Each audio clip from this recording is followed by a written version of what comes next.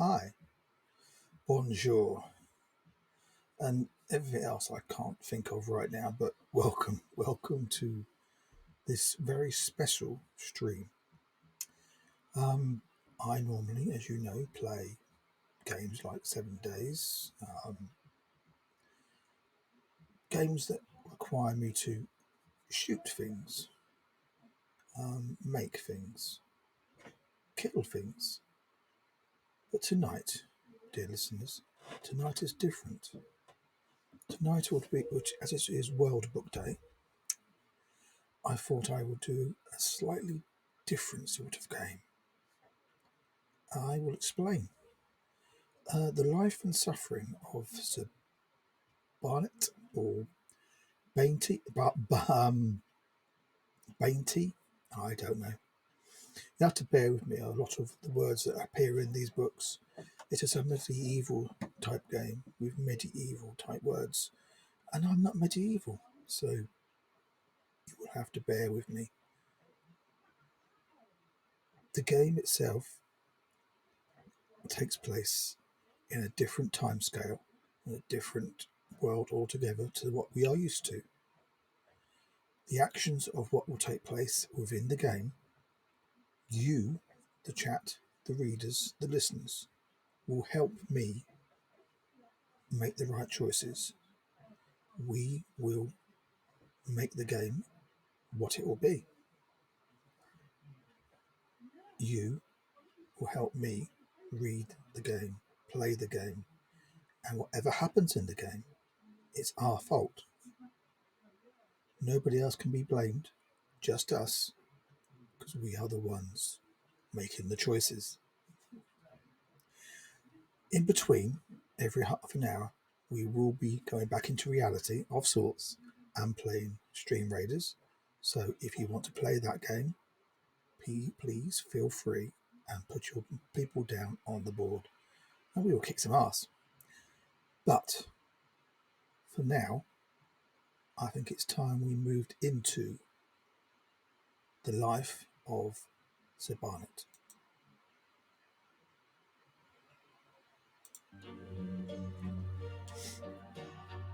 I have played the game slightly for a little while, but I will start again afresh. And as I said, we will make decisions together. The minute there's enough people in chat that can do that, I will start the game. Or should I start anyway? I don't know. What do you think?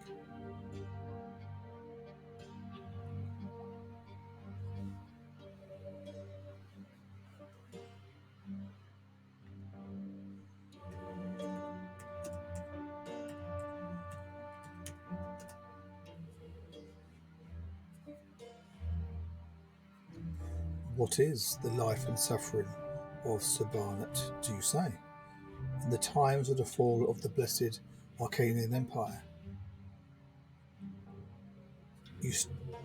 Angel. Hey, good evening, Angel. How's your day been? I'm doing something slightly different tonight that I don't normally do. I am playing a text-based game where you, as the chat, help me decide how the person that we will be playing as grows up, lives, or dies. As it's World Book Day, I presume you knew it was World Book Day, I thought that I would do something book-related tonight. This game only came out today, and I've played the demo of it, and I thought it was quite good. So I thought, why not? Let's have a go. How's your day been, by the way? Have you had a good day today? Because you had a longer day today, didn't you? Busy as usual. Heard sounds intrigue. I heard sounds intriguing. Sounds on the game or sounds in work? What do you mean? You're intriguing me now. Do you mean you heard sounds at work that shouldn't have been there, or do you mean you heard sounds in the game that were intriguing? Game. Ah, right. I've never played this sort of game before, so this is a new type of game for me. There'll be a lot of me talking, a lot of me getting words wrong that I can't pronounce, so it should be interesting. I'm hoping that we'll get some more people in before we start. I don't want to start just yet. I will, but I want to try and get at least one or two more people in if I can first. But if we don't, then we will just go on as we are. How's the music sound, by the way? Is it loud? Is it too loud, or is it loud enough? We've placed a unit. Great. Yeah, I thought I would come back into reality. Not too loud. So is it loud enough though? Do I need to turn it up? I can turn it up if it's not loud enough. That's what I mean. For me, it's perfect, but it's always different for you. You see, so that's why I ask. It's fine. Good. Yeah, I thought if we're going to be immersed in a game like this, every half an hour we can come out of the world of Sir Brante and lose ourselves in another world. I've been going for 6 minutes already, so I think I might just start the game. I can't be sitting here waiting for all day, can I? Hey, Abby, how you doing? I'm looking. I'm sure you're looking just as good as I am. Thank you. I've got my new light, so my face is radiant tonight. All right, yeah. They're my people that have subscribed. So if you subscribe, which you have, your name's on one of the bananas. So you're one of my top banana club. I'm playing a different sort of game tonight because it's World Book Day. I'm playing a book type game. In case you're wondering what I'm doing. So if you're welcome to stay if you want to for a little bit. I know you've got a little bit to do. Ah, you saw it, yeah. Oh, yeah. I put it on your Discord, didn't I? Yeah. So the game itself is dictated by what chat tell me. It's one of those sort of games that you have to make the choices throughout the person's life, and what the choice you make is what happens to that person. So good or bad, what the chat says is what will be done. So I think I just need to start. I can't sit here all night talking to my chat, but I will talk to my chat as well. Obviously, if you want to, I don't know if you can, but I play Stream Raiders as well. So if you want to put a person down, if you can, you're welcome to. Chicken attack! Chicken attack! Evening, Chibi. How you doing? Oh, I don't know. There's me playing a somber game of life, and you come in with chicken attack. That's typical Chibi, that is, isn't it? How you doing, Chibs? You all right?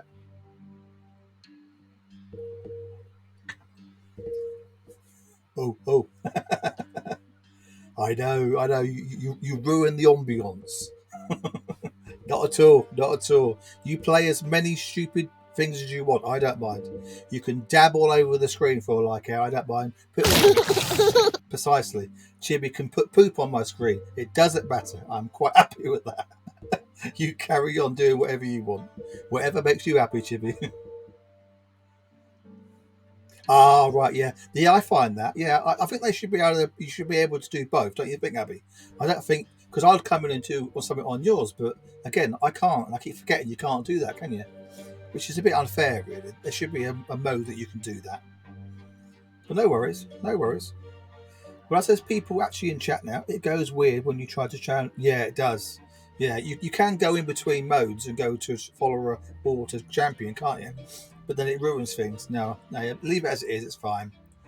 It's totally fine. I will let Steam know that your battle is open there. Oh, thank you. Yeah, I appreciate that. I'm going like you are to try and get as many people in as I can so I can get to affiliate. But I'm in no rush. When I get there, I get there. Like all things, I'm in no rush. I play the games that I like and I do the things that I like and I enjoy. I think I'm actually enjoying life a bit more than I ever have done for a long time because of all this. Like I said in chat last night, that even though the games were crashing and things weren't working how they should have been, it was chat that made the night for me. It wasn't the games, it was chat. So that's what it's all about, isn't it? Right, as I said, Same, nice to play with people. Yeah, definitely. Yeah, definitely. Yeah, because I considered playing a different game tonight. Thank you for the purple heart there, Chibi. Appreciate that. I considered playing a different game tonight. Then when I found out that it was World Book Day, I thought, no, I've got a game that's book related that I thought is a really good game that's going to take longer than a couple of hours to play. Each chapter's a couple of hours. It's book. Let's do it. So hence why I'm here. So as I said, you carry on, Chibi, slapping things all around the screen. I don't mind. Just don't slap me with any chickens. If I have to get, and if you bamboozle me again tonight, hopefully it's not that same one again. I'm getting fed up of eating rotten fish and gone off milk. Oh, anyway, I think we need to start a new game. Right, chat. First question for you. What do I call the character? I need a good name in chat for the character. As you can see, it's a sir, so it's a male name that I need, please. A male name that we can use for this character. Harold. I suppose Harold's all right, yeah. Banana. You can't call Sir Banana.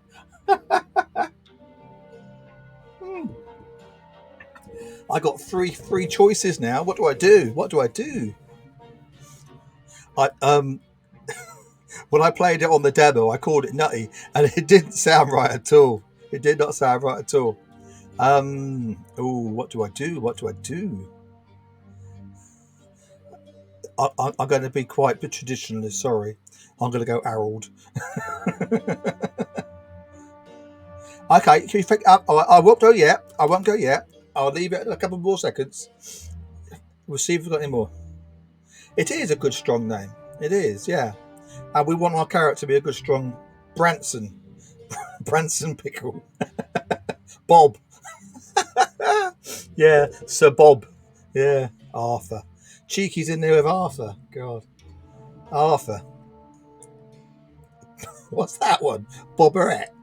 Hey, Cheeky. Yeah. Funny enough, my favourite name, as Cheeky would tell you, my favourite name of all time is Bob. So I'm going to call it Bob.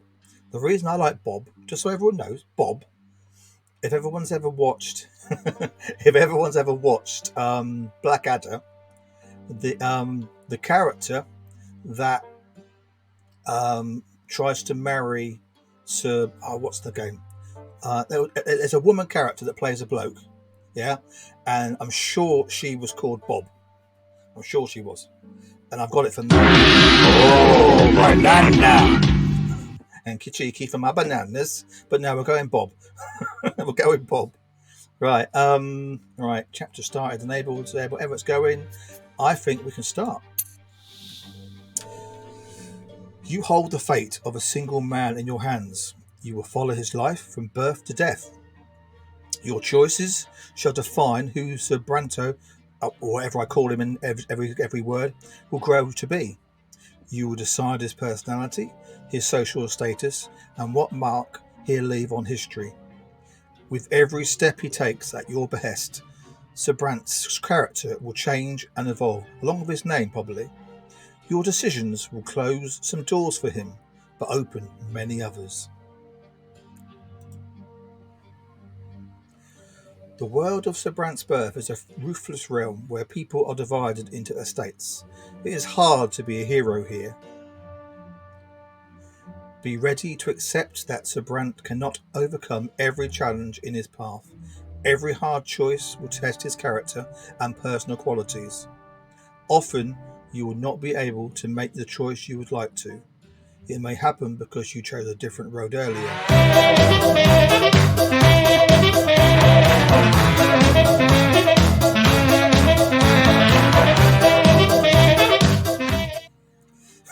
Thank you. God. I have to sneak away now. I was saying, no worries. Thank you, Abby, everyone. If appropriate. Yeah. Thanks for the alert. I've lost track where I was now. It may happen because you chose a different road earlier. Exhausted, your heroes.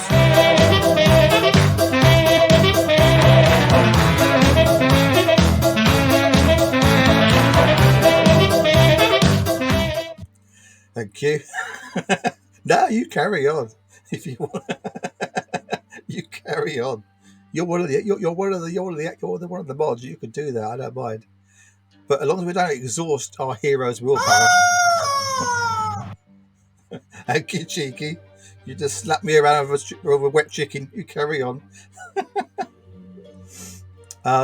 Or have earned the right position in society. In other words, what it's tried to say, chat, is whatever the choices we make determine what happens to Bob. Okay? Every victory will be a struggle, a path paved with bitter loss and gut-wrenching failures. Accept the tragedy. This is how you will create a gripping and unique tale for our hero. What will come of Sir Brante, his loved ones, and his world? It all depends on us.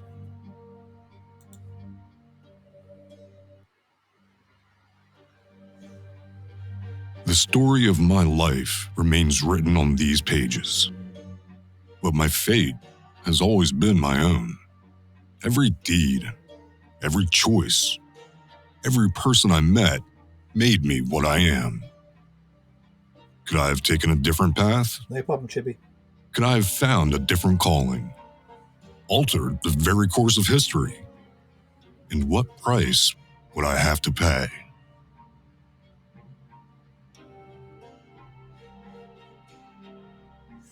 The life and suffering of Sir Brante in the times and the fall of something.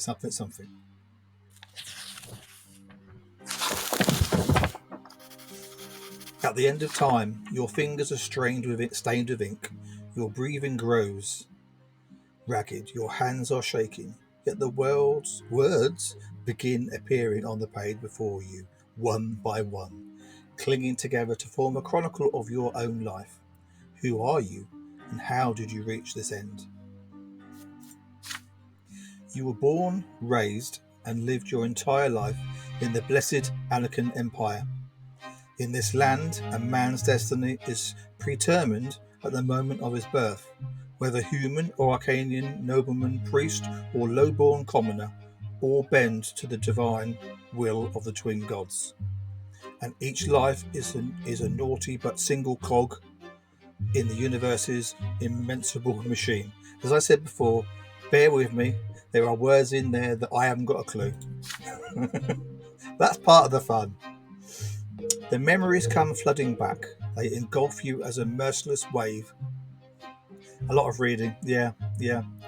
Binding together days that are thrice dead and gone. The dreams of your childhood, your adolescence, your youth spent in the capital, years of peace teeming with life and a war drenched in blood. High ranks and lower deeds, opulent palaces, secretive city backstreets, fields of battle, and faces, so many faces, of the people you held dear, the people who walked this road by your side. Such was your life, now all exposed by ink, erupting onto the page. With your every step you sought to change the world as you saw fit. The choices of your upbringings, the path you craved in your youth, the fruits of your struggle, the consequences of your sacrifice, all led to here, to the end of your time. And every choice had a price. Now years and years later, the crossroads of your life echo in your memory. The pain and joy exterminating. I can't say that one. Could you have taken a different path though? Chosen a different calling, found a different place in the world? You had the power to alter the very course of history. Now, on the verge of death, you struggle with doubt, seeking answers to the last and most critical question of all, your life. Of all the paths in life, why did you walk this one? Did you choose your own fate, or was your life shaped by forces beyond your control? What determines a man's destiny? Well then, guys, first one question. 1, 2, 3, or 4. The man himself. Your life has always been yours to live. You have made your own destiny. The world around him. Your path was charted for you by the people, the age, and the society in which you lived. The higher power. Your destiny was forged by a power greater than your own will. There is no destiny. Destiny does not exist. Human life is an exercise in chance. It is not governed by any laws. 1, 2, 3, or 4. What did you miss? This is what you've missed.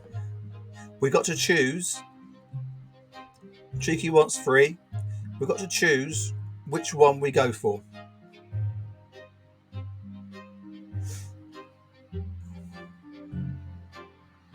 I've got a vote for 3 so far.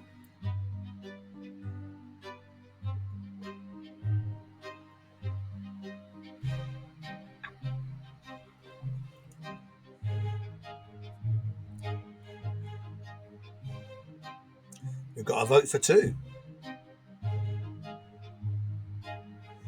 Any more? Any more takers?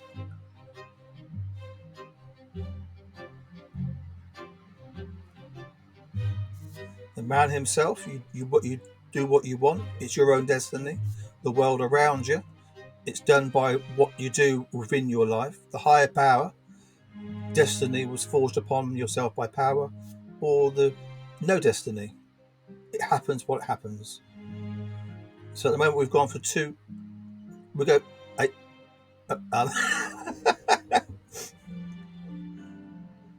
Four. That doesn't help, Jimmy, but thank you. Okay. So we've got a 3. We've got a higher power so far. Your destiny was... I didn't see the description before. Right, okay. So at the moment we've got a higher power. Your destiny was forged by a power greater than your own will. And we've got there is no destiny. Human life is an existence in chance. Go with 3. So, you sure? You happy with 3? Higher power. We've gone 3. You put your hands together in silent prayer. Death is near and you are ready to step beyond the final threshold. Your life was not lived in vain. It was part of a greater design. Like it or not, we are all guided by forces beyond our kin. The same forces that shape... We have a follower. Welcome. Welcome, Amanda. Well, hello again.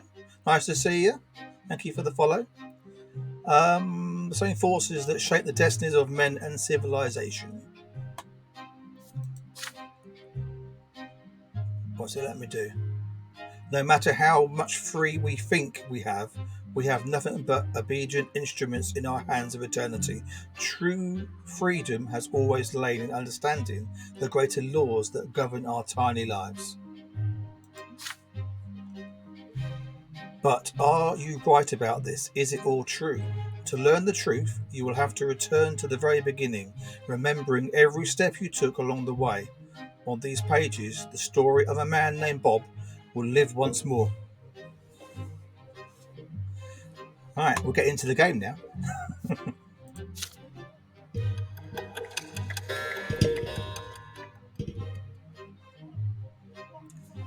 Alright, so as you can see, the game is in 5. Oh, Amanda! Thank you, Cheeky. You're trying to lighten the mood a bit, yeah? As I said before, if anyone's played Stream Raiders, that's on as well. If you want to play that game, it is one of our side games that we play in between. And it will lighten the mood a little bit, hopefully. But yeah, so we're in childhood at the moment. So we will continue into childhood.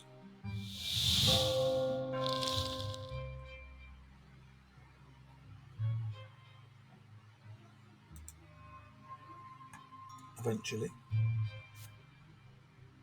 If it lets me. Oh, there it goes.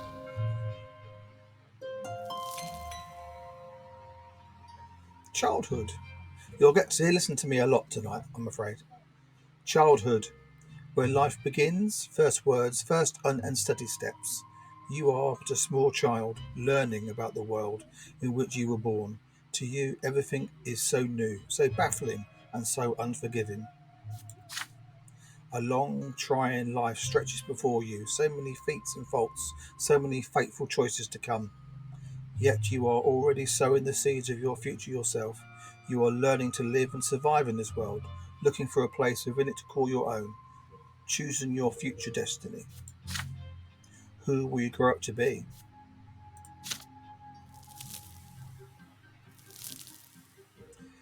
In chapters childhood, adolescence, and youth, you will live through your hero's coming of age.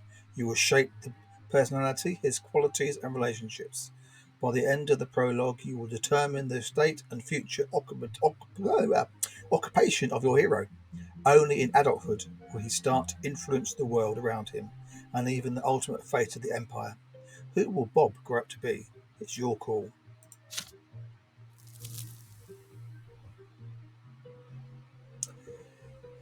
Right, events in the personal chapter of the hero that can happen in this chapter.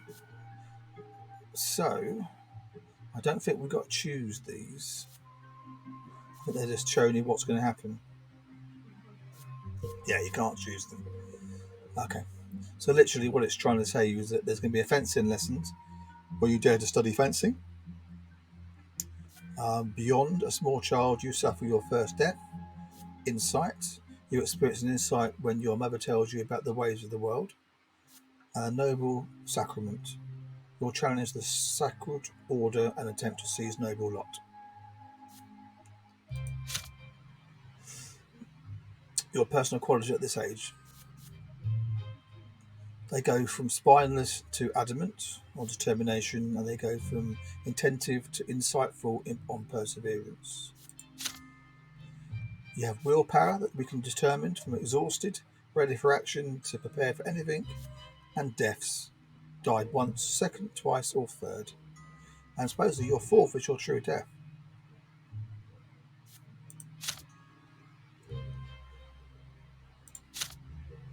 We'll begin the chapter then.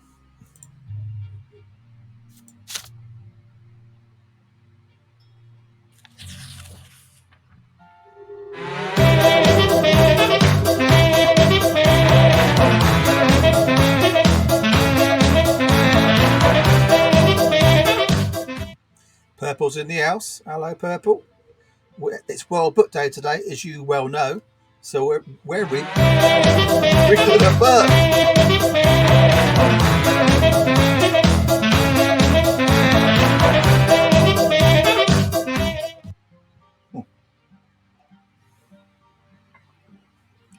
How's everyone enjoying the game so far then? How's everyone doing? You're all right? Making you dance tonight? Yeah, I can see. Yeah.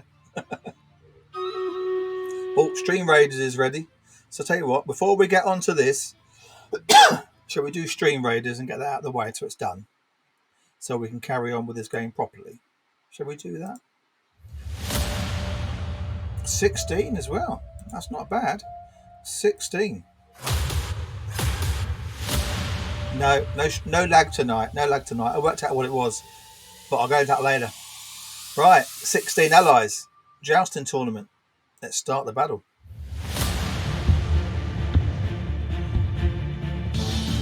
And we're off to 4 enemies. We should do this easy. Only 4 enemies. They'll be gone in 2 seconds. Angel with the most kills. Angel with the most assists. I've got the most kills. Angel helped with the most assists. Good going, guys. Good going. We have 1 viewer reward, which is a healer, and that healer goes to Angel. GG, Angel. You get the healer. We'll move on to, unfortunately, a hard one. No worries. It's hard. Yes, it is. But it's a gold chest, so you can get rare scrolls. So I think we need to put a big boy down for that one. And I'm going to do him down there. Go get him, guys. It's time for a fight. Right, we're out of that one. Back into this one. So, chapter 1. The year is 1118. At first there was nothing, no time, no sensation, nothing but darkness and void. But then a will breathed life into nothingness. Matter and spirit were sent in motion. History began its march.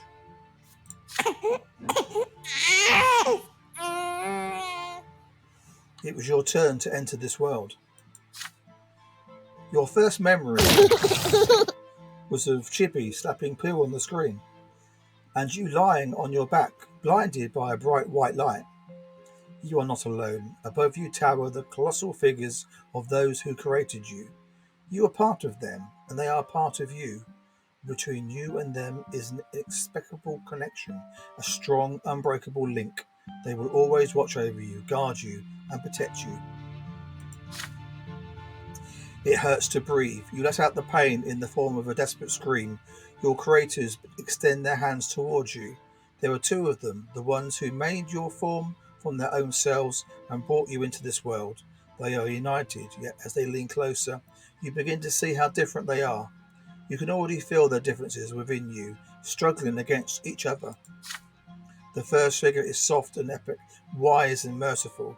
The love that emanates from it wraps you head to toe like an invisible blanket, the warmth from it never ending. The second figure is strong and powerful, commanding and noble. It is harsh but fair, a beacon of guidance, a force of protection and merciless punishment for every misdeed. Yet there is also a third. It is like a shadow, barely seen behind them, yet already pulsing with an unbreakable will to live. It is the very will to live that is now growing even stronger within you. A soft open palm, a strong closed fist, a lingering distant shadow. You struggle to loosen the swaddling clothes wrapped around you and extend a tiny hand into the world. Well guys, who do we choose? Reach out to the palm, reach out to the fist, or smile at the shadow? Reaching out to the palm, you grasp the finger that extends by the finger. Reach out to the fist, you place your tiny hand on the second finger's closed fist. Smile at the shadow. You smile at the figure standing behind them.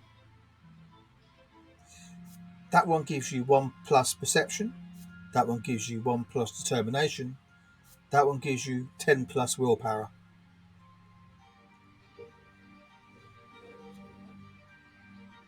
I've got 1 so far for 1.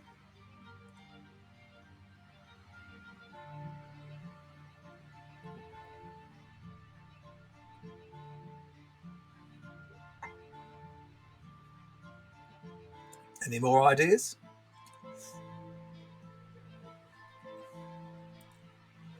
Know anybody else out there? Or you all thinking about it?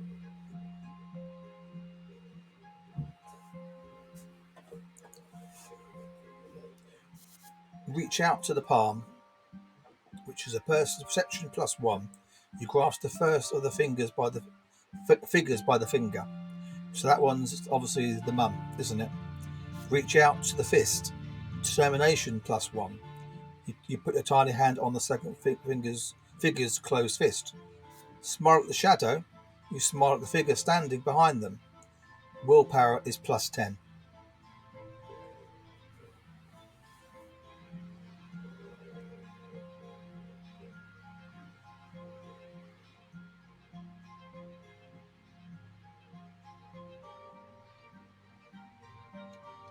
What's your thoughts, Purple? Which would you go for? Are you still there, Purple?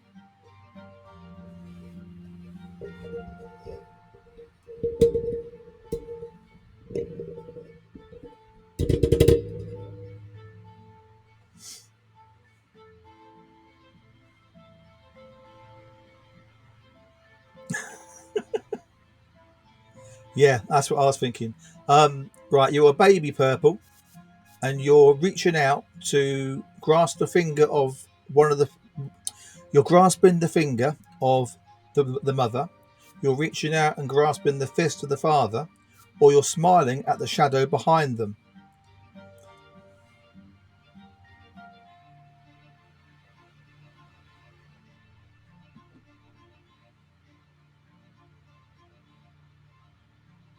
Whichever one you choose means something within the game will change.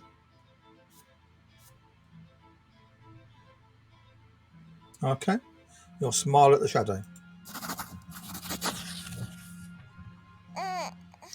Your first smile appears. Thank you, Cheeky. Your first. Is that because you got it because they chose against you? Is that what it is? Your first smile appears on your face, awkward yet genuine. Your mother and father exchange looks and start talking. You know no words yet, so all you hear is a sequence of booming sounds. But the stranger behind them has no need for words. The stranger look, it is all it takes for you to feel the will to live and the act that burns within you. Interesting. So your willpower has grown plus 10. The shadow brings a finger to its lips as it says, there, baby, don't cry. There, this is our secret now. And then the shadow melts into the light. So who was it? That's the question. Was it a ghost of a previous family member? Or was it something higher?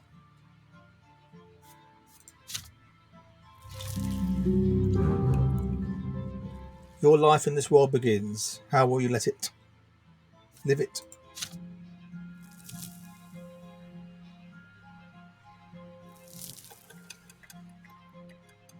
We're 1 year old now. Bob's a 1 year old little boy. As the days go by, you learn.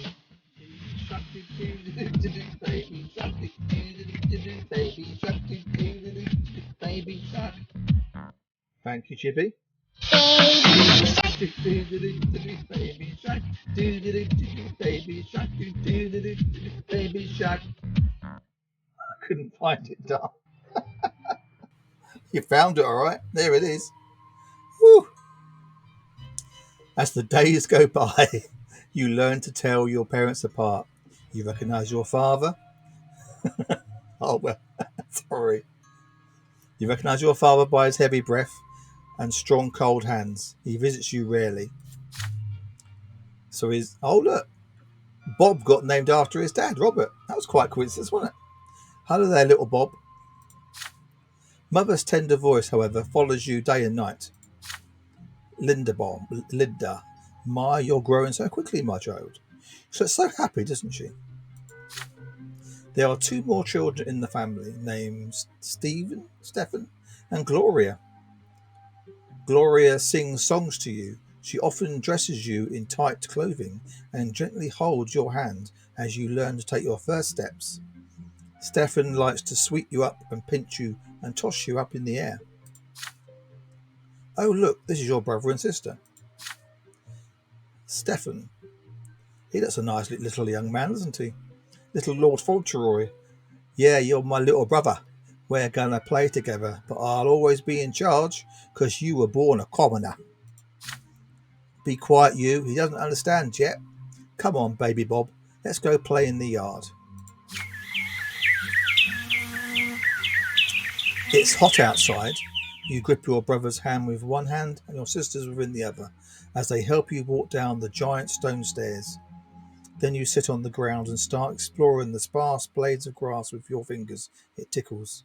In the sky far above and away from you is a gigantic pillar, a perfectly straight stick made of light. It is so bright it hurts to look at it. Why are you staring at the shining pillar? It's not going anywhere, you know, says Stefan. Hey, I want to play hide and seek. Gloria, he's just a baby. How's he going to play? Then you hide him and I'll try to find both of you.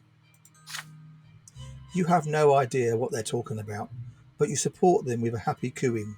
This is strange, but so exciting. Stefan and Gloria glance at each other. Then your brother walks to a big tree, closes his eyes, and starts shouting something. Gloria takes your hand and walks you through the yard. Your sister takes you behind some thick bushes by a tall wall. The light from that light stick on the horizon barely reaches here. You can't see home from this place. The ground is crawling with tiny black bugs. Gloria sits you down on the ground and puts a finger to her mouth for some reason, and then she's gone. You can no longer hear Stefan's voice. Gloria is nowhere to be seen. You feel colder. The bugs are no fun to play with. You're sitting there for a long time, completely alone. Nobody checks on you. Did they forget about you? Did they abandon you? So we have to choose between cry loudly, find your way home, and sit there and wait. If you cry loudly, willpower increases by 10. If you find your way home, determination is +1. If you sit and wait, perception is +1. So cry loudly. As you start crying and hope to be found, you find your way home, you get up off the ground and start crawling through the bushes to find your way home. If you sit there and wait, you start playing with the leaves and twigs and the bugs. So we've got two for two so far. Anybody else in chat got an idea, or are we going with that? We're going for 2. I think we got a unanimous. We got a unanimous 2. Find your way home. So determination increases by 1. Oh, banana! Thank you. You get up on your feet, swaying a little. I forget you're 1 year old supposedly. Carefully, you take your first step, then lose your balance and plop down on the ground again. But you are determined. You get up again and keep walking in the direction of Gloria went. You walk out of the bushes and further towards the wall of the house, and then the most tender and gentle hands in the world embrace you and pick you up. Mother has found you. There you are. Still happy, doesn't she? You lean on Mother's chest and hold on to her with your arms. You want her to know that you came here all by yourself, without any help. She pats you on the head. Your brother and sister stand behind her, clearly feeling guilty. Gloria is in tears. Stefan is staring at his feet. So we're now spineless. Nice. Your mother hugs you tightly. She is here now.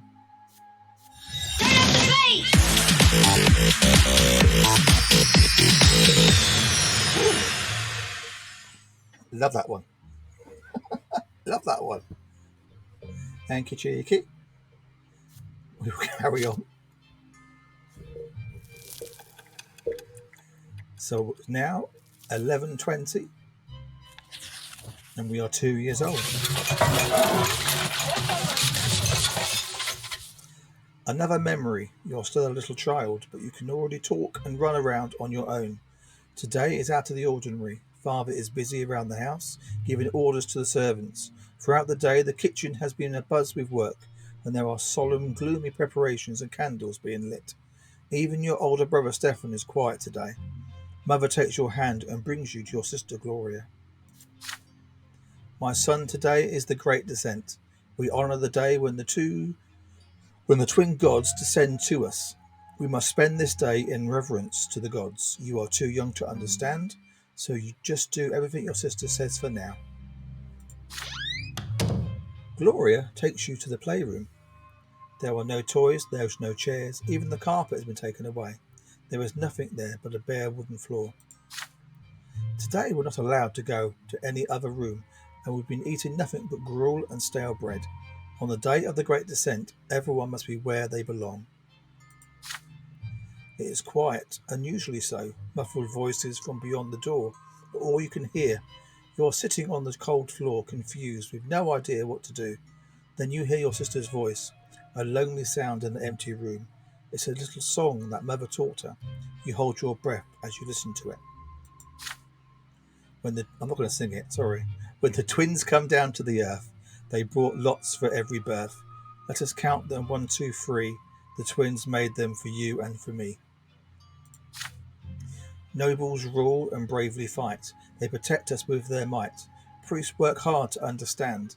Guide us by the twins' commands. Common people work and toil. Always patient, never spoiled. Live your lot where you were born. To the day when you pass on. Know your lot and know the prayer. For the twins see everywhere.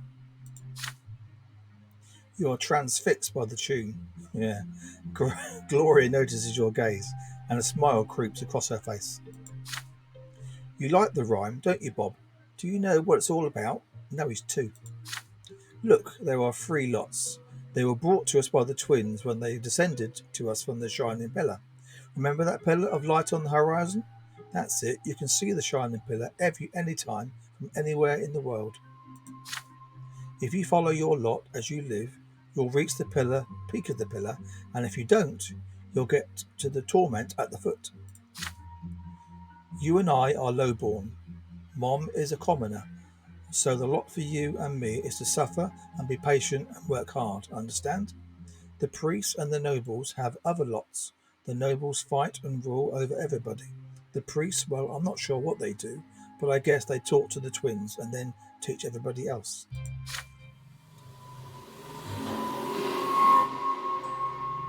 Gloria stares at you intently. Did you get it, silly? Then she shakes her head and keeps singing the song over and over again. Her voice transfixes you, drawing you in. The room starts to glow like the sky. From this light emerges two figures you have known ever since the moment of your birth. One of them embraces your sister's shoulder, the other stands guard behind her back. You watch this happening before your very eyes, unable to turn away. Gloria is swaying to the song, unaware of what is happening. She sings the final verses once more. Know your lot, know the prayer. You feel compelled by this divine sight to express yourself somehow. You feel words condensing within the light of within you from the light. But what will these words be? Finish the song properly, or sing the last line wrong? Join your sister and finish the song the same way you heard it. Perception +1. Sing the last line wrong. Determination +1. You shout words of your own instead of the last line of the song. You join your sister and finish the song right. Or you do what you want and sing the song wrong. 1 or 2. Cheeky wants 1. Purple wants 1. Chippy wants 2. Because Chippy's a rebel. I think that's all we can get. We got 3. I think we got 1 personally, don't you think? There's 3. Chippy's definitely the rebel of this lot. We're going for 1 then. Sorry, Chippy. Know your lot, know the prayer. Farting's everywhere. Thank you, Chippy. For the twins see everywhere. You sing the last line together with Gloria. Your sister looks up at you in surprise and gives you a nod. The shining pair standing behind her, back turned to look at you. You can feel their gaze piercing you from the top to the bottom. When the moment passes, they melt into the dim light coming from the window. Gloria turns her head to look at where you were staring. Did you see something, Bob? You shake your head. Not anymore.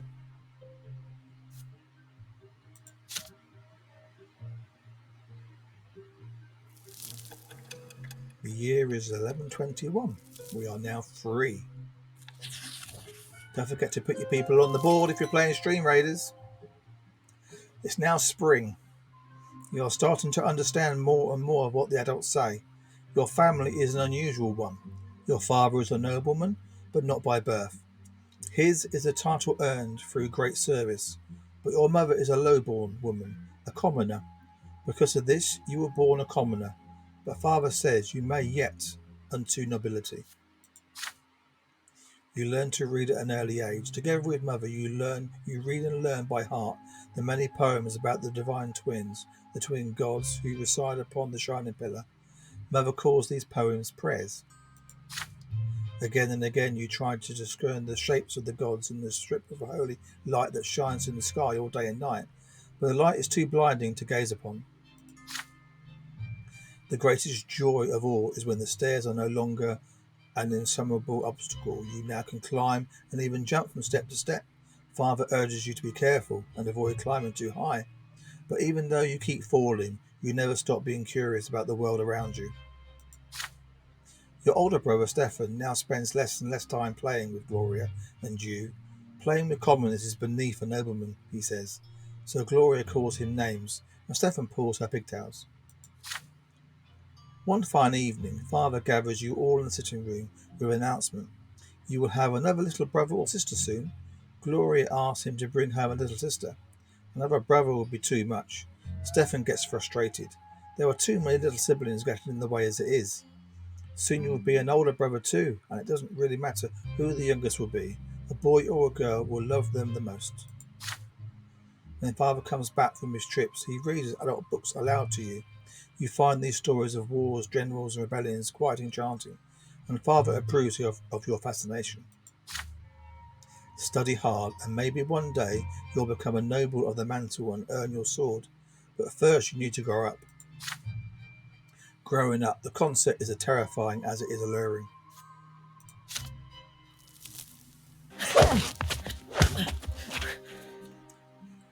You keep staring at the carpet under your feet. You are both ashamed and proud, and it feels odd. A scratch on your hand stings a little. Growing up is very scary, even in real life, I know. You are both ashamed and proud, and it feels odd. A scratch on your hand stings a little. Stefan is standing next to you, sniffing from pain. Your brother was training you in the yard with a wooden sword. You wanted to play with him, but he ended up getting angry and throwing the sword at you. The stick hit you in the shoulder. You picked it up and hit him with it. You see Mother's shoes walking to and fro on the carpet. You do not want to look up. You would rather not see her angry. She is not gentle as you. She is not as gentle to you these days. Why did you hurt Stefan, Bob? To stammer out an explanation, he hit you first. You just hit him back. How dare he pester me like that? When I grow up, I'm going to hit you with a real sword. Mother shushes you both and speaks to you again. Her voice is stern, and yet you can still feel her concern for you. Even if Stefan hits you, you cannot hit him back. You are my son, and I was born a commoner. Our lot is to suffer. But your brother was born from a noble father and a noble mother. His sacrament is coming soon, and he will rule over the likes of us. If you hurt a noble, you must be punished. That is your lot, and the sooner you learn it, the better off our entire family will be. Now Stefan looks at you in triumph. You look up at Mother in fear, not sure what to do now. Right, that one is... We can do that when it's unlocked. Right, so we can accept our punishment, which is -5 willpower. But it means that it's +1 with relationships to Stefan and grateful to your mother. Deny the guilt, you get +1 determination. And demand an explanation, you get +1 perception. So accepting it, you accept your guilt and tell mother you are ready for their punishment. You can deny it and continue to insist that you are not guilty and you will not be punished no matter what. Or you can demand explanation and explain why things are like this. 1, 2, or 3.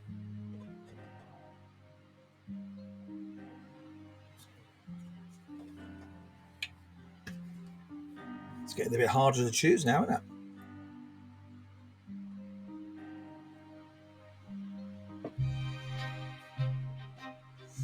Cheeky thinks 1, accept the punishment. Chibi doesn't think 1 at all, because she's a rebel. You want 3, don't you, Chibi? Probably. Purple wants 1. She wants to accept the punishment. 2 and throw the sword. Yeah, deny it. So at the moment we've got 2 for 1 and 1 for 2. Anybody else in chat want to put what they think? Don't forget that Bob's a commoner and Stefan's a noble. Angel wants 1 as well. So that's 3 for 1 and 1 for 2. Looks like you might be out voted again, Chibi. Sorry. Unless anybody else wants to put what they think. It's going to be 1. Accept the punishment.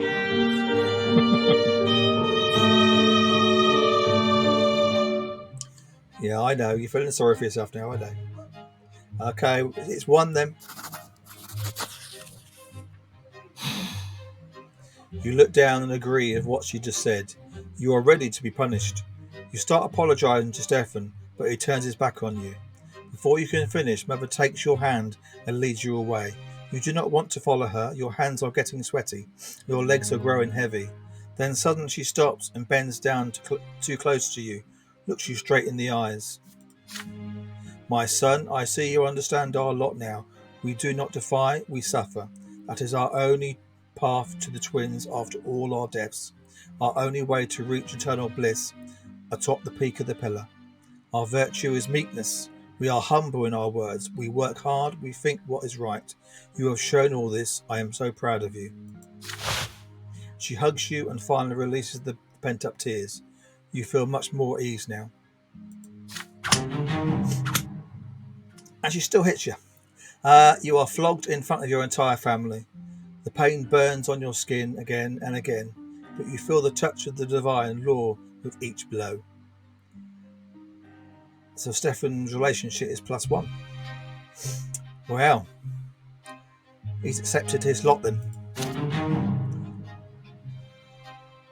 And his mum is grateful. Okay. But your willpower has gone down from 10 to 5. Or was that 10 to 15? I don't know.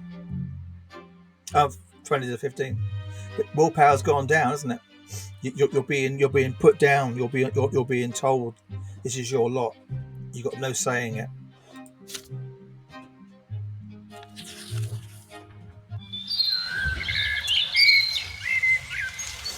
Mother mostly stays in her chambers now.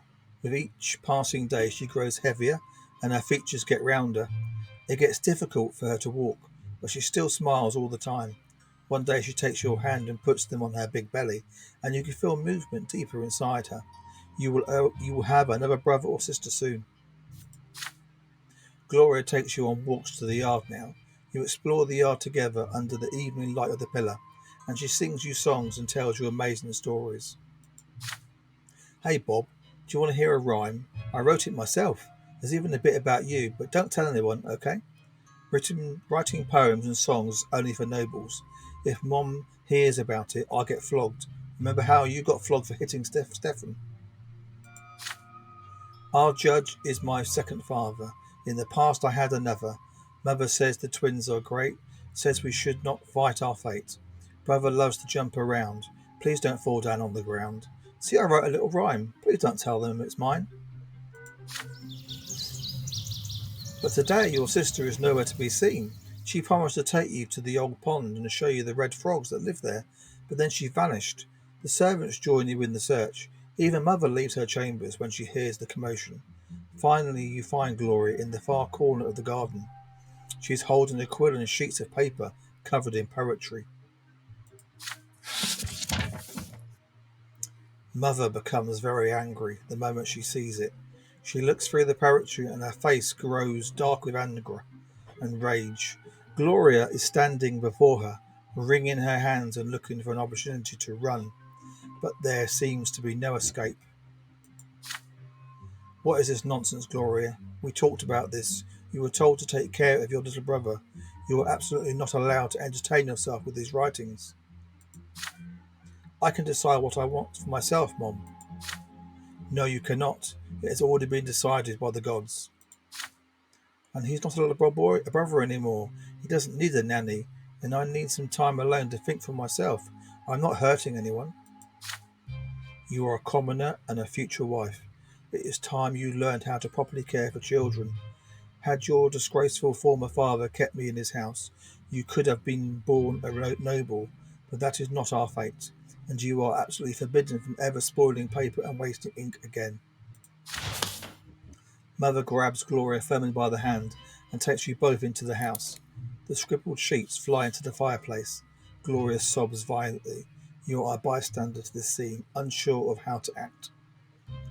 The top two are not able to do. We cannot complain about your sister, and we cannot offer to write the rhymes forward because the fate has already been chosen by your other actions. All we can do is 3 or 4, or 1 or 2. So when you're saying 3, Angel, you mean in comfort your sister? Yeah?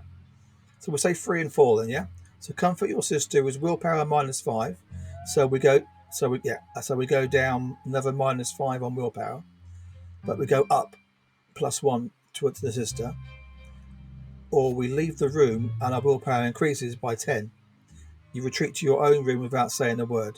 So we either comfort her or leave the room. So Angel wants comfort the sister. Chibi wants 3 as well. God, Chibi actually wants comfort the sister. She doesn't want to leave the room. God. Cheeky wants 3. So that's 3 for 3 so far. So I think it's looking like 3 to me.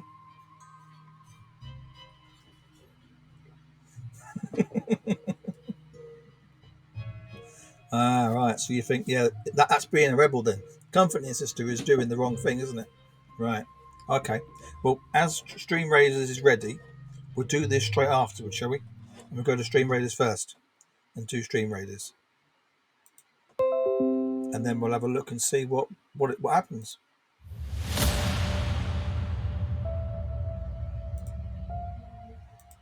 With 33 allies, Rook's Hold with 4 main enemies, 33 allies. Let's start this battle.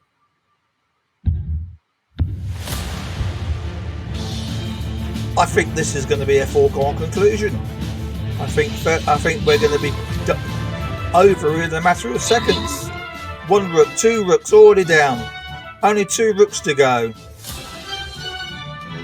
Angel with the most kills, Cheeky with the most assists. And they're all gone. Smoking Giraffe has got the most kills, Cheeky Monkey with the most assists. Let's see what the captain gets us. 1 reward of 50 gold goes to Purple. Purple, you win the gold. Well done. We move on to the next. I think we're going to go to the chest. There are 4 chests up for grabs. With 4 main enemies. This one's a hard one, so I'm putting my healer down. Everybody, it's battle time. Right. So we're all saying 3 then, yeah? Comfort your sister. Mother leaves. The last of your sister's poetry burns away in the fireplace. You walk up to your crying sister and take her by the hand. None of this is her fault, you say. What Mother did is wrong and far too harsh. Gloria sniffs before speaking. But I did leave you all alone. You're not mad at me, really? You nod in reassurance. Gloria embraces you. Bob, you're the best little brother in the world. The 2 of you make a little deal. She promises to tell you when she wants to be alone, and you promise to protect her and her secrets always. So your relationship with Gloria has increased by 2. The illegitimate daughter of your mother Linda. She has never met her real father. Her position in the family is precarious. Robert has never acknowledged her as his own daughter. Your sister is a dreamer. She often has her own head in the clouds and can act recklessly at times. Willpower's going down though. Our willpower. We've got no willpower much now.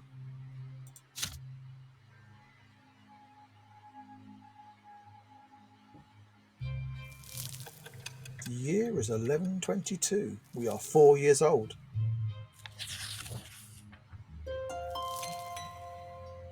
Mother is in her armchair, knitting woolen jackets, pants and socks for the little one.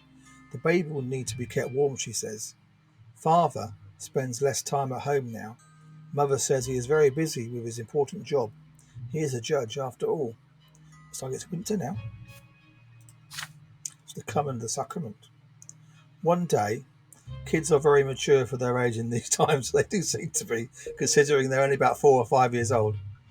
One day you decide to ask Mother about Stefan and Gloria. How come they're brother and sister to you, but not siblings to each other?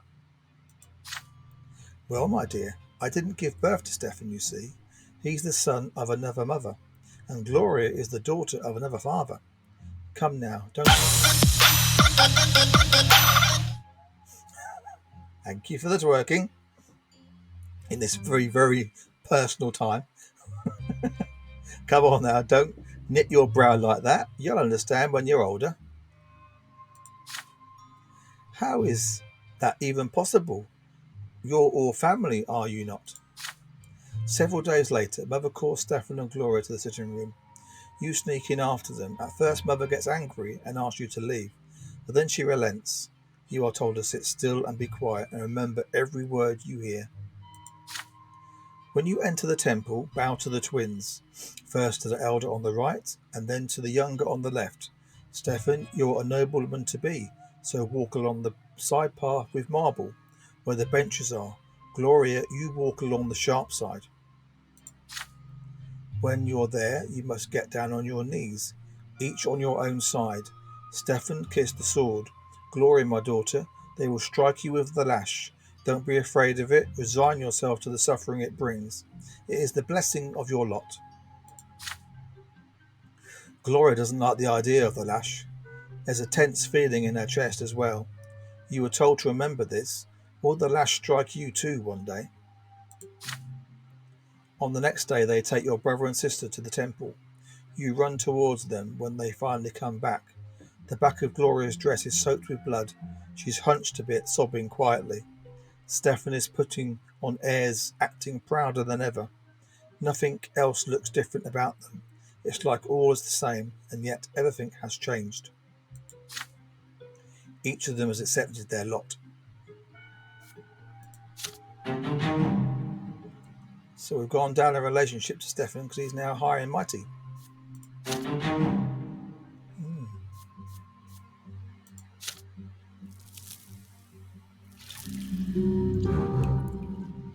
Brother and sister sacrament, year 1122. Your siblings Stephen and Gloria took their first sacrament at the temple. Screw Stefan, what a snob. Yeah. Well, he's noble, isn't he? But the thing is, do we want Bob to become noble and become like a fighter in the army? No, we don't. Okay, fair enough. So we want to keep him as a servant and someone lowly. Okay, well, that's what we're doing so far, I think.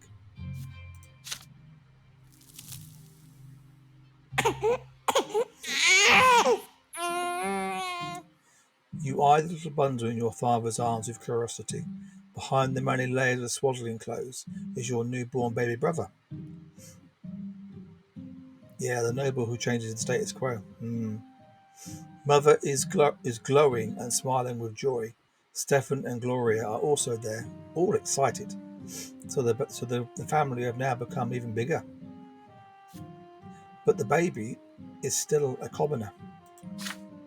You promise yourself you're going to be the best big brother in the world. You'll never hit him, oh no. The two of you will play together and tease Stefan together and help Mother together and go on so many adventures together. It feels so strange to be an older brother. Just the other day you were the youngest in the family, but everything is different now. Your parents name your little brother Nathan, and Mother spends day and night by his side. And Nathan cries all the time, day and night. Mother barely gets any sleep, so she is so worn out she starts forgetting things.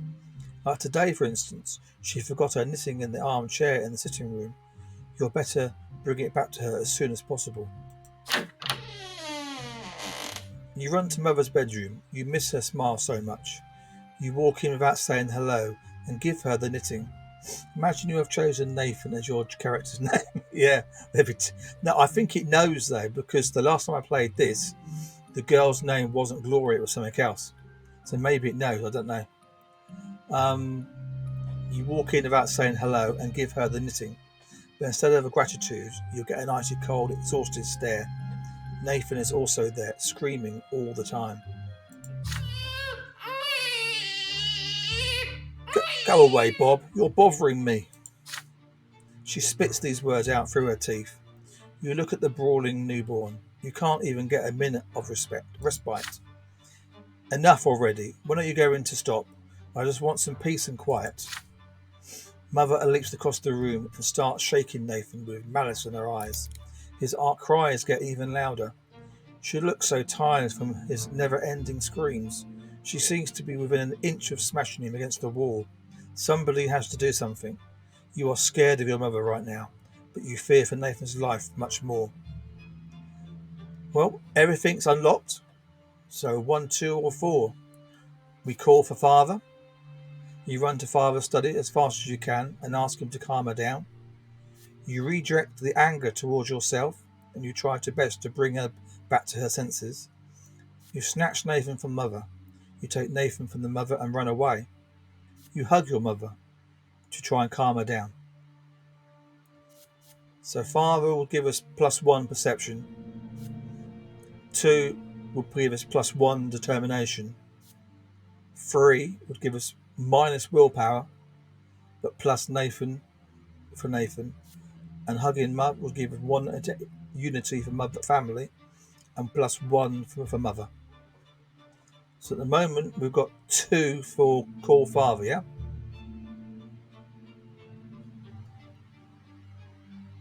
Which is you run to father's study as fast as you can and ask him to calm her down. 3, 4 for father. Okay? So it's number 1. You run away to father's study and stammer out a plea for help. Father gets up immediately and runs back with you. He barges into mother's chambers and embraces her and baby Nathan with all his might and love. She screams at him first, crying how she is tired of everyone. He whispers something in response, then takes Nathan from her and says she should lie down and rest. Then suddenly as Nathan stops crying, mother looks around and sees you standing next to father. My son, please forgive me. I am so sorry you had to see this. Thank you for going to your father for help. The twins know I didn't want to hurt anyone. Perception is +1. Mother's face is covered in tears. Everything will be all right now. Father tells you you can go now.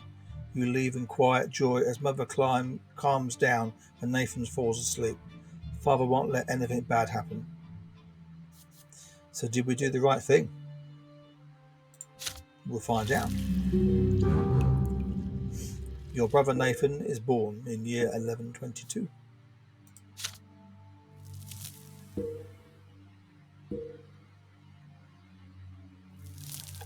Well, who knows? Well, Bob is now 5 years old.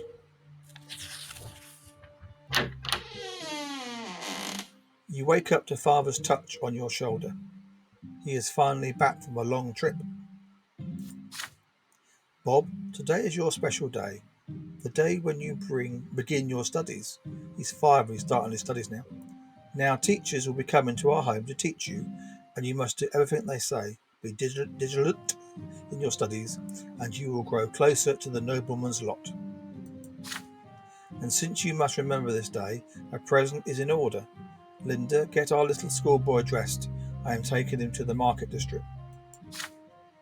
Stefan wants to come with you too, but father shushes him away sternly. This is your day. Your elder brother is hurt to see this, but stays quiet. An open carriage takes the two of you through the dusty, noisy city streets. A pleasant wind tussles your hair. Your city is called something that I can't say. That you already know is one of the largest cities in the entire empire.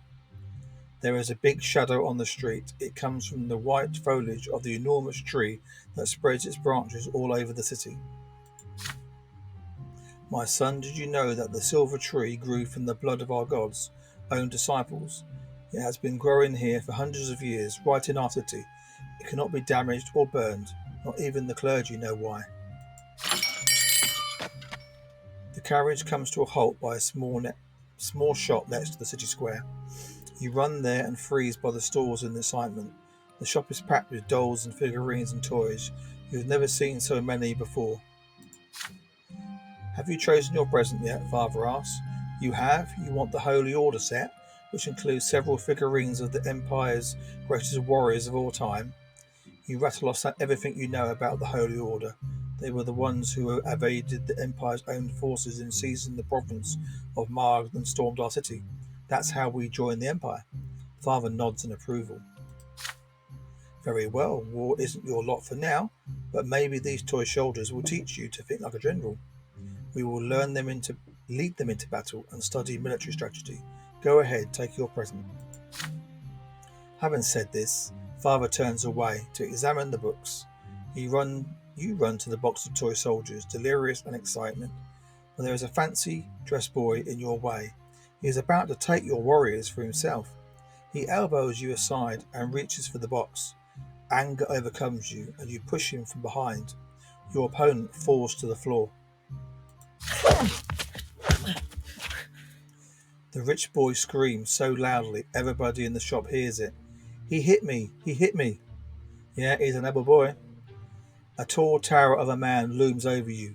This is the boy's father. But then you feel your own father's hands on your shoulders. What happened? You press against father, your mind more at ease now. He will protect you. Yes, you shoved the boy to the floor in front of everyone, but he tried to take your present from himself. Father turns you around to face him when he hears these words. Is this true, Bob? Did you strike the son of a nobleman? He's in big trouble now. So is he going to deny the guilt? Say that it was an accident? Tell him the truth? Tell father that you repaid the boy in kind? Or admit your guilt? You step between the adults and say that it was all your fault. So we can deny it and say that it was an accident. We can tell him the truth, and that it was the boy. He was doing it back to the boy as the boy did it first. Or we can admit our guilt, like a proper commoner, and say it was our fault. We're going 2, are we? 2 for 2. Any more? 2 for 2. Purple goes for 2 as well. Well, I'd like 3, but I don't want to lose more willpower. Well, that's the problem, isn't it? Willpower is -5 already, isn't it? And that one's determination +1. So we're saying 2, yeah? Okay.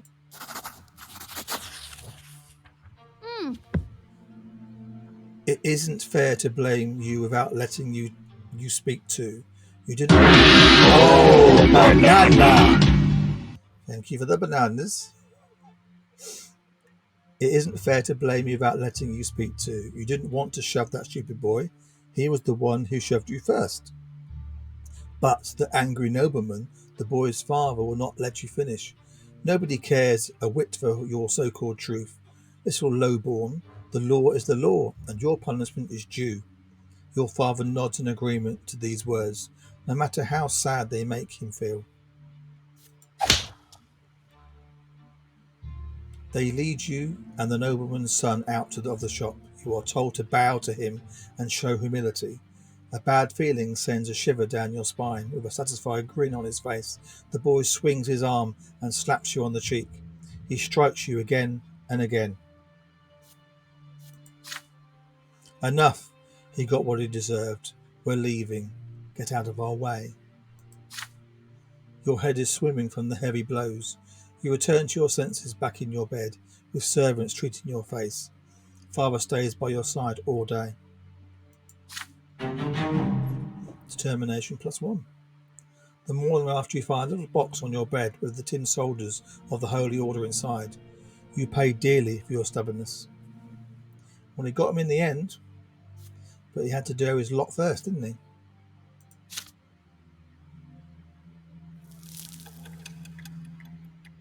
"6 years old, the year 1124.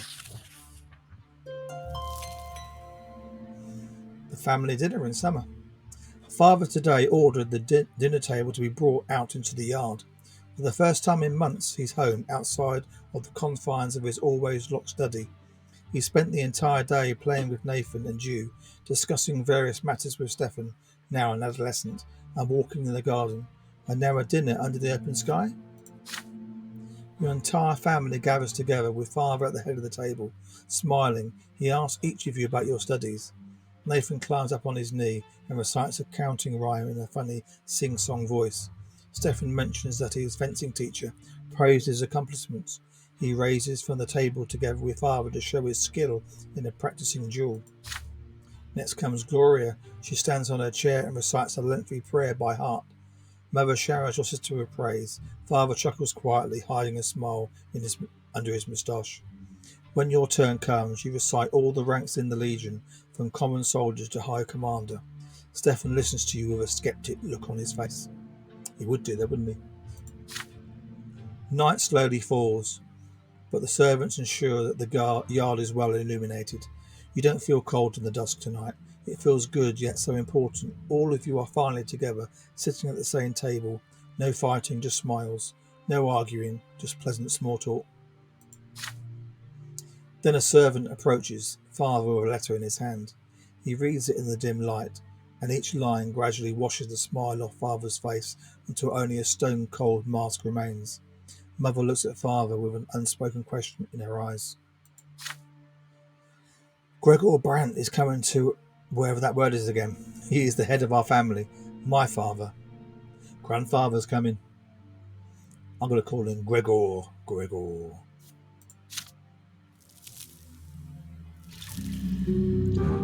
Grandfather's return. Your grandfather Gregor returned to the family home from the capital. It's all going to change now.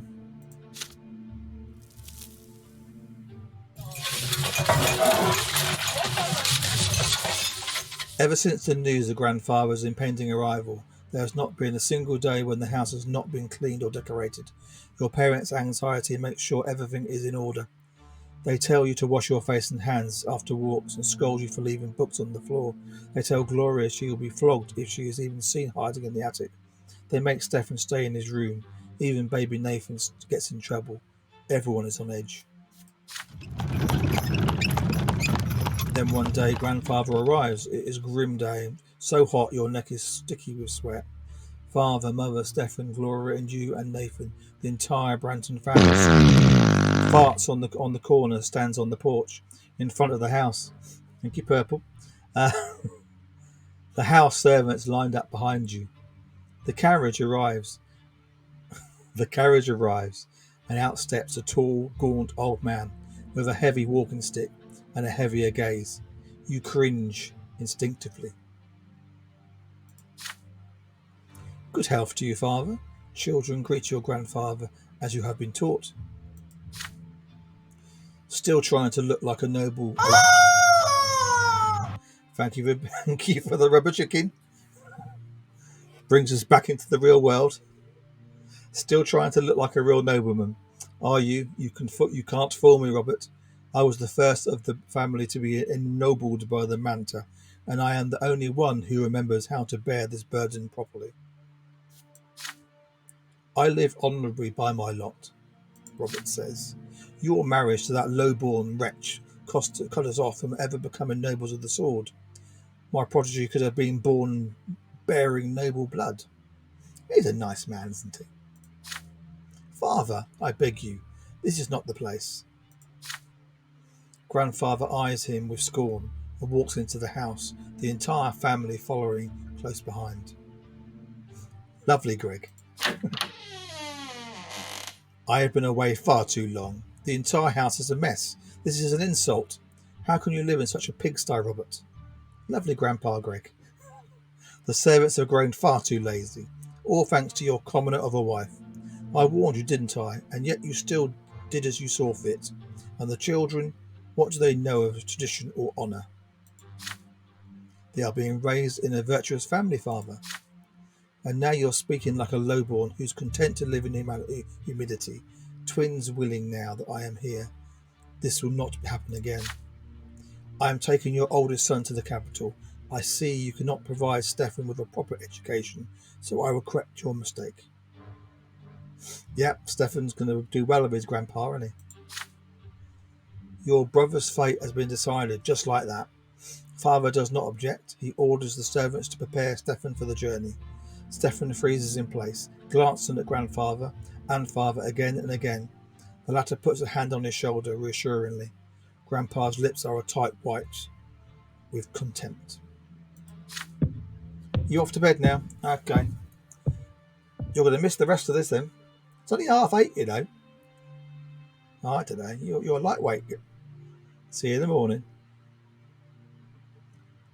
The house is examined, room after room. Everything grandfather sees is showered with scorn. He scoffs at the creases on the blanket in Nathan's crib. In mother's bedroom, he mocks Gloria's knitting in her room. The door to your room is next. What is this, Robert? Tin soldiers in your youngest son's room? He was born a commoner. I won't have him daydreaming of battle. Grandfather seizes the box containing the tin soldiers of the Holy Order. Your father stays still. Anger and fear boil within you. This is your big present from the first day of your studies. It means so much to you.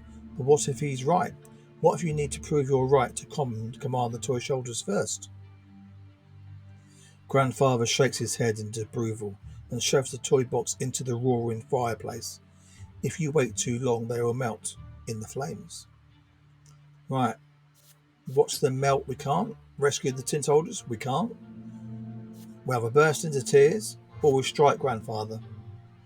So it's either 3 or 4. We can't rescue them because our willpower is too low. So we can't do that. And if we burst into tears, our willpower goes down even more. And if we strike Father, determination goes up, perseverance goes up. Ooh, it says death goes up as well. Driven mad by anger and injustice, you kick Grandfather in the leg, or you start crying overwhelmingly by the horrible sight. We've got a choice then: 3 or 4.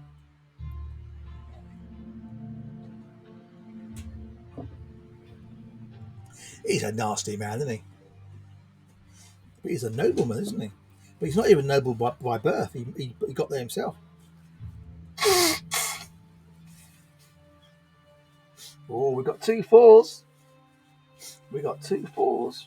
We got 3 4s. Oh, God.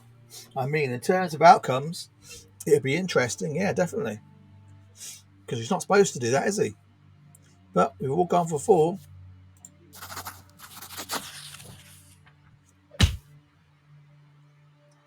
Overwhelmed by helpless rage, you run to the Grandfather and kick him in the leg with all the strength you can muster. Yet he is immovable. The next thing you see is him leaning, towering over you mercifully, his heavy walking stick in hand. Oh dear. Low-born scum, how dare you raise a hand to me? The blow hits home. The handle of the walking stick is as heavy as a rock. You are dazed, robbed of both hearing and sight. Down comes another blow. A sharp pain splits your head. Then darkness. Your hand twitches against your will. Then again and again, like it's trying to catch a flying butterfly. And then you fall into the void. The void takes away a part of you, one of the lives you were given to live. It will never return. There is pain and departure and a sense of loss. Nothing can be done now. It's our first death. You fall into a pain that embraces you like a soft feather bed. You feel light, free. There are no restraints, just a warm glow that envelops you in its secure embrace. The waves carry you. Their touch is soft, they delicately enshroud what was once your body. It is a feeling unlike anything you have ever experienced before, something absolute and complete. You touch something greater, the reason behind everything, the reason for their very existence. You were sculptured from the light. It was the first thing you ever felt, a boldness and sincerity and unity of the diverse. Your beginning was a spark that cast this light in all directions. And now you are here again, one with the beginning of everything. The light gleaming from your resemblance to the light of the shining pillar. You still see it in the north as it always. The waves of light carry you to 2 figures. The eldest is nearest. He is ready to accept you. He is quiet, wise, kind, and pure. The younger waits further back. You do not know what he is yet. The waves pause at the elder's feet. He leans over you and plants a feather-like kiss on your forehead. The kiss spreads all over you. You are filled with unparalleled delight and bliss. You exist. You are unique. There is no one else like you. They know this and they love you. You will never be alone. You are part of them, a part of your family, a part of this universe. The twins gods will never leave you. They watch over you constantly. The elder softly touches you as you lie spread out amongst the waves, sending you further down the torrent of light. You float on to the top of the silver tree spreading crown. The closer you get to the silver tree, the heavier you become. The waves draw you down among its trunk, but you do not wish to take part with the warmth and softness, with the love. Is all it should be. You go, your time has not yet come. You must return to the world now. As you tumble down towards your body, you comprehend the true meaning of your lesser death and divine love that has been revealed to you. Love exists not only in the hereafter, it is present in the entire design of the twins that is the origin of the life in this world. What is the manifestation of this love in your mortal life? And if we've got a touch then, maybe. Empire. By creating the empire, the twin gods care for all living creatures. The empire is the only thing that gives us a place in the world and a connection to others. It is an enormous family made for the people by the gods. Lot, the gods giving you a clear mission in this world, thus gifting you your being. This is the manifestation of their love for you and all the living things. Family. Love always lives in kindred blood. You share the miracle of life and the universe with your kin. Your family is what you are given upon being born and what you leave behind when you depart.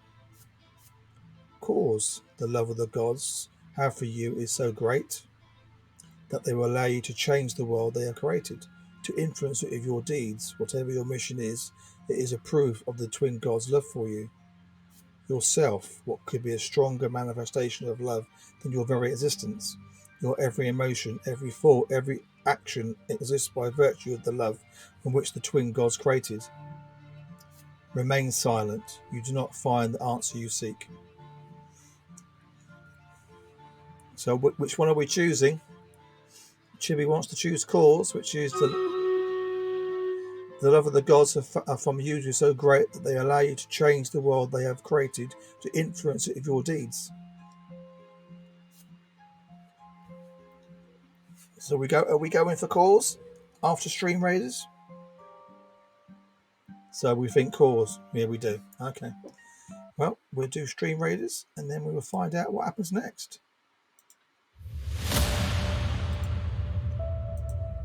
With 29 allies, treasure trove with 4 main enemies. Easy. Let's start battle. And we're going. 14 enemies, 4 main ones, 29 allies. Kev's got all the treasure chests. Kev with the most kills. Angel with the most kills. Purple with the most assists. 3 enemies left. Easy peasy. 2 enemies to go, and we've done it. Kev with the most kills. Purple with the most assists. Good going, guys.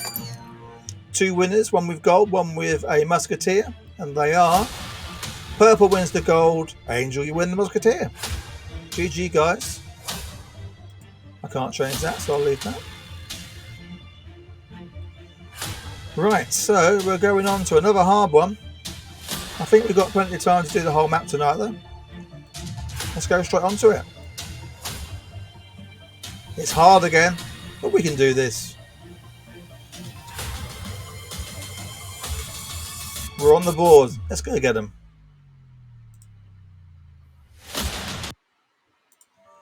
So, going back to the first chapter of this, we're saying cause then, yeah? Cause it is. A sudden comprehension of the love with which the entire world is imbued emanates your mind, but then it fades away and vanishes. We died. Can't hear you. That was cheeky. Sorry, guys. I'll take the blue pill and go into the maze. I'm in the matrix now. Right. You regain the sensation of your flesh.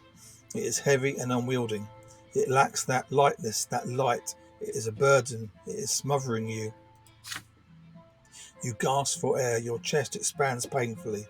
You feel as though your lungs are about to burst. The stagnant odour of the crypt fills them. Revolting, but it is so real. You are back. We're back from the dead. That's interesting.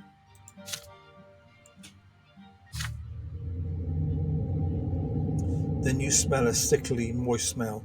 You feel dampness all around you. You come back to your senses in the gloom of the family crypt, lying flat on a stone slab. Nice. Your parents are on their way to the crypt right now. You hear their muffled voices. They are arguing, and against all the rules, Mother will not agree with Father. Why would Sir Greg do this? He just took one of our child's lives. Lyndon, my father is our family's head, and the boy raised a hand to him. There was nothing we could do, and Father did admit that he was too hard on him. Please do not anger Sir Gregory. Gregor, you need to accept this. It will never happen to any of our children ever again. Their voices grow quiet as they lean over you. You lean on your elbows to try and get up from the stone. Mother gingerly wraps her cloak over your naked body as you shiver from the cold. My son, your first death came far too soon. I know it may be difficult to realize what happened, but know this, the twin gods are ever merciful. You are a child, and your time to leave for the hereafter has not yet come. You will be returned here by the gods twice more, but do not attempt fate again, and never ever defy those who can easily take your life. Well, you chose him death. He could have cried. If he had cried, he might have survived. You never know. Bob, you have angered your grandfather greatly. Do not stand in Sir Gregory's way ever again, and he will never hurt you again. But for now, just stay away from him. Bob is not a crybaby. That is very true. He's a dead baby. He's come back to life again now, though. Father stays a step away from you, not saying a word. When Mother finishes talking, he picks you up and carries you outside. Together, your parents take you from the family crypt. On your way out of the crypt, you take a moment to touch your head. It is perfectly fine. There is no sign of the blow. Back home, Grandfather is still walking through the house, examining the rooms. You can see that Stefan and Gloria are disturbed by what has happened. Nathan starts crying when he sees you. The playroom still reeks of burnt paint. Your relationship has gone down by 2. I wonder why. There is something new about you now. A pitch black strip on your left arm. It looks like a strange bit of dirt at first, but it will not wash off. It will be like that forever, Mother explains. That is all she will say of it.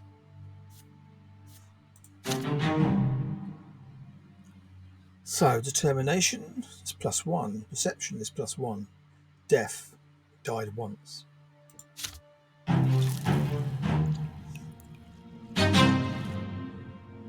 A small child, you suffer your first death and are reborn.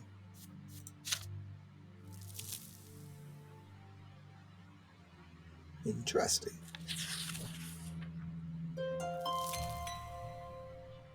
The year is 1124, the master of the house. Soon Grandfather leaves. Your eldest brother Stefan goes with him. From that day on, Father hired teachers to tend to you alone. They bore you with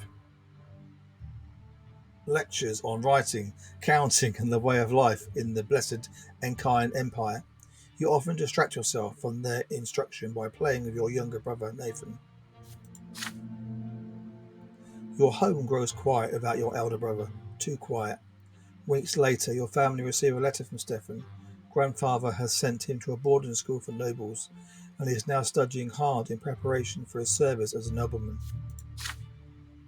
The rules here are way too strict. You can't even sneeze without the teacher's permission. But I've been studying with my peers. We've learned how to live as nobles in a noble society.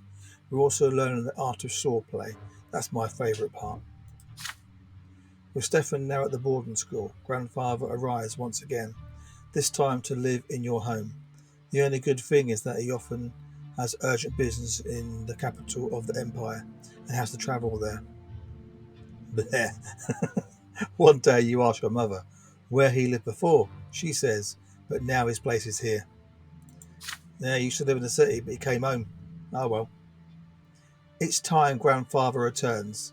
He gives the servants new orders. Your home is now always busy with repairs. The servants are redecorating grandfather's chambers, including his library and sitting room. Sometimes father tries to talk gently to him out of this. Why subject the house to constant reconstruction? Grandfather answers always the same. This home is mine, and I will live here as befits a man of the nobility. He thinks he's the big man, doesn't he? Some days grandfather stays home, and on those days you try your best to stay out of his way. There is no way you can avoid family breakfast. The food is there, but you cannot bring yourself to eat it. Mother's eyes are red and swollen. She's been crying all night again. Grandfather sits at the head of the table where nobody used to sit before. Robert, it's high time your youngest sons underwent their sacrament. So please let them live free of the lot for a while longer. They are but... Shut your mouth, Robert. That wife of yours is impertinent enough to interrupt me. If this ever happens again, she'll be eating her gruel with the servants in the kitchen where she belongs. It is time you considered a real marriage, Robert. One to a woman of the proper station. Gloria drops her fork. Grandfather shoots her a scathing look. A tear rolls down Mother's cheek. Father does not look away from the plate, his hand clenched into fists. Baroness Lador is one such woman. She is a comely widow and a fine match. She is suing for her inheritance right now and could use proper support and a husband. You can keep your low-born Linda around if you like. Servant, mistress, I don't care. I will not do that, father. I am the head of this family, and the family standing took a severe blow after you married that commoner. It is unthinkable. How could you give up the memory of a beautiful Elborn for this lowly woman and that bastard child of hers? But now you have the chance to set things right. Don't disappoint me. Father nods curtly, trying not to look into Mother's direction. Father, I wish to see Stefan. If I find your conduct in the Baroness's presence satisfactory enough, then you may see him. She is coming for a visit tomorrow. Be prepared. Grandfather wipes his mouth with his napkin, throws it onto his plate and leaves. Mother lips move silently. Nobody says a word. Then Father stands up and orders you and the other children back to your rooms. He needs to speak to Mother in private. I bet he does. Father comes to your room before bedtime. He sits on the edge of the bed and adjusts a crease on the wooden blanket. He distracts himself from you after Stefan's departure, so you're not used to such attention from him. Distances himself, In the candlelight you can see his face in the dark. There is a sour expression on it. My son, Baroness Emelador, will be visiting us tomorrow. Please be polite and treat her with respect. Nathan will do as you do. I want this dinner to be amicable as possible. Don't let me down. On the next day, Mother starts dressing you and Nathan for the coming dinner. You see red all around her eyes. She has been crying for a long time. It hurts just to look at her. Nathan starts whining quietly. You and Nathan are dressed in new doublets. Your tossed hair brushed into shape. Gloria is told to stay in her room. Father appears wearing his best suit. Mother is in a humble brown dress, looking pale. Grandfather has an uncharacteristic, content look around him. You hear the sound of wheels and hooves against the cobbles in the yard. Then a pair of dainty heels come clacking. The antechamber is completely quiet and still. Fearing Grandfather's observant eye, the doors open. You see your guest, a beautiful dark-haired woman in a dress of elegant deep blue. Father takes the hand of Lady Eldor and kisses it, showering her in compliments. Grandfather's face is beaming in her presence. No one even bothers to introduce Mother. Baroness, allow me to introduce you to Robert's sons, Bob and Nathan. Frankly, it's his eldest, Stefan, who deserves the most attention, but currently he is studying with other young noblemen like himself. It is my hope that his youngest sons will also make me proud one day. Grandfather eyes you with a probing look. How will you act in front of the Baroness? Will you accept her for here next to your mother, your father's rightful wife? Well, they're all unlocked apart from a demand that mother be introduced. So, what do we do? Do we greet the Baroness politely? You approach the Baroness. Evening, Tangy. Thank you for Thank you for the bananas. Thank you for the You 100 are bits. awesome. You are definitely awesome. Thank you, Tangy. We're playing a game that I can't remember what it's called now because it's so long, but it's all in aid of World Book Day. How are you doing, Tangy? You had a good day? We need to make a choice. Are we going to greet the Baroness politely? Are we going to walk away with Mother? Or are we maintaining our composure? Greeting the Baroness gives us 1+ reputation, but our unity goes down by 1.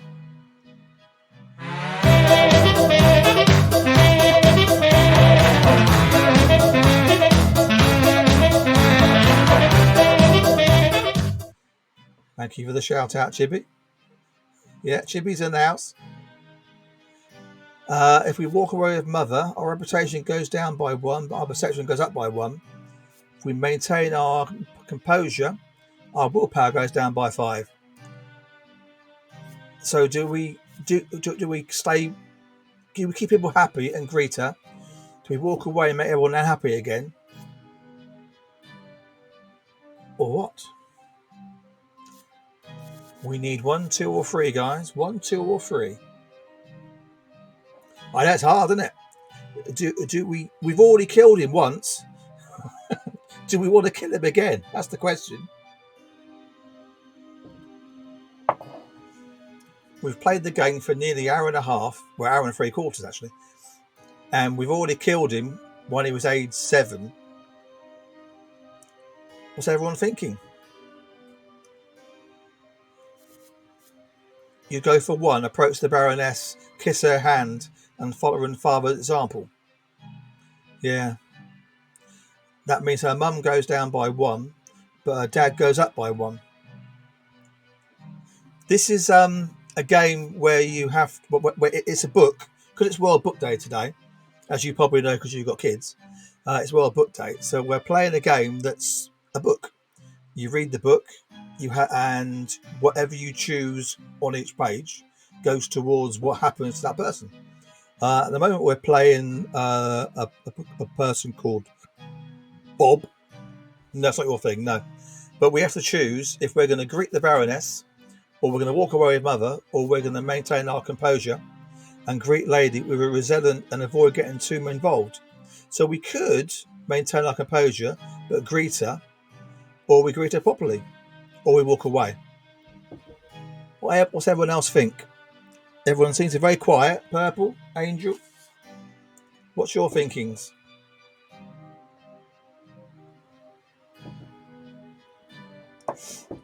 Face slap. Yeah, slap her face. The problem is he's already done that to his grandfather once before, and so his grandfather whacked him around the head with a stick and killed him. All right, Chibi, you've gone for 3 now, have you? Not 1. You're changing your mind now, are you? You're very indecisive tonight, Chibi. You were a rebel at the start, and now you want to...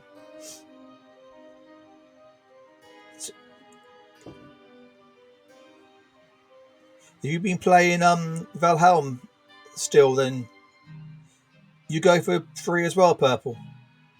Are you still playing Valheim then, Tangy? Angel wants to go for 1. Well, Chibi.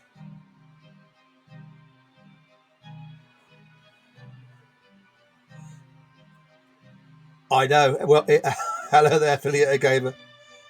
Welcome. Oh, I know. The first chapter... I'm not playing chapter 2 tonight. Chapter 1's enough for tonight. Walk away. You want to walk away? So last boss 2 days ago. What?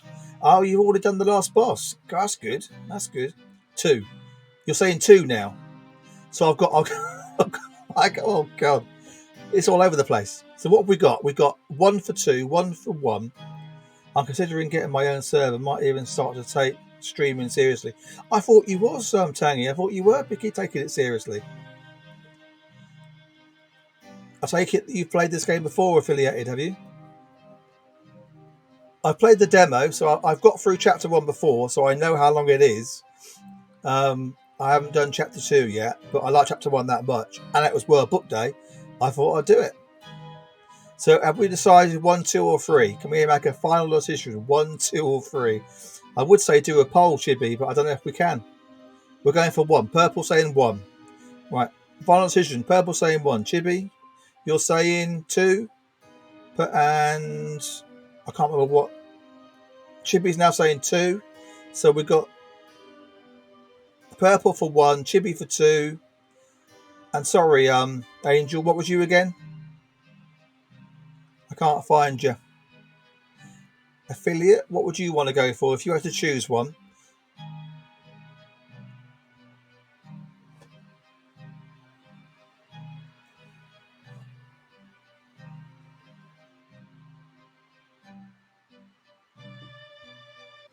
Oh, I've got the whole game. Yeah, this is the whole game.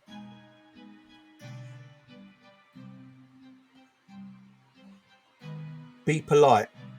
So you're saying 1 then? So we've got 2 for 1 and 1 for 2. Right, okay. Right, well, we're going to go 1 then, yeah? I think everyone's saying 1. I've got another 1. Yeah. Messing about, want to make an actual villain champion. We have a follower. Welcome. Thank you for the follow. Appreciate that. We'll go 1 then. Okay, we're going 1. We're greeting the Baroness. You follow your father's example and kiss the Baroness's fingers gently. Her laughter fills the antechamber, ringing like chimes. You gallantly offer to lead her to the sitting room. Lady Lauder gracefully agrees. Behind your back, you can hear Mother sobbing. And then buy that stuff with channel points. People who help me will get paid in channel points. They can trade that for merch. Ah, right. Okay. That's an idea, definitely. So we've made Mother sob and cry now, it would seem.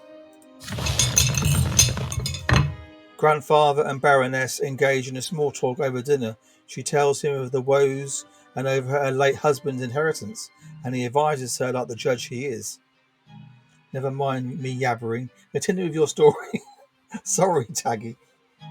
Yeah, I've got to talk. I've got to read it, unfortunately. But I really appreciate you being here, and I really thank you for the 100 bits. Really appreciate that. Father is silent, only getting in a word or two. You do your absolute best to behave yourself. After the farewells to Lady Dolor, Father quietly thanks you for your model behaviour.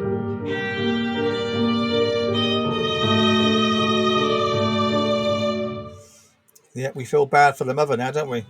The mother's getting all the bad things. She's a commoner. She's been treated like a commoner. The grandfather doesn't even talk to her.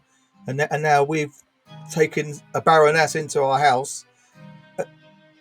And we haven't sided. Yeah. All right, well, have a good one, man. Word of advice for this game. Pay attention because every decision really does matter more than you're led to think. Oh, we know. We've already died once. Yeah, we know. Definitely. Definitely. Thank you. And thanks for being here. I appreciate it. The morning after he leaves with grandfather to visit Stefan, Mother spends almost an entire day in her bedroom. You cannot bring yourself to speak to her. So relationship has gone down 1, indifference +1. Father returns from the capital in a quiet rage. You overhear your parents talking. Apparently, grandfather has already poisoned Stefan's mind against him, and he greeted father with cold hostility. The name of the Baroness is never mentioned in the house again. Sorry, guys. Wow, was it worth doing all what Bob did if the Baroness is never talked about again? I don't know. What it's done now though, but sympathy has gone up, and relations have gone up with the father though. Is that good? I don't know. It's gone down with the gone up, hasn't it? With the grandfather as well. We have a follower. Welcome. Thank you for the follower, Philip. Thank you very much. Hopefully see you again. We play all sorts of different games in this channel. This is just one of many that we play. But thank you for being here. We will count. What's that mean? So we've got +1 in reputation, -1 in unity. So is that good? So reputation has gone up. What are we on now? Chapter what? Ooh, how old are we now? We're 7 years old. It's the year 1125. Sure, you said you follow everyone who follows you, and or am I mistaken? Oh, I try to, yes. Well, I followed you, haven't I?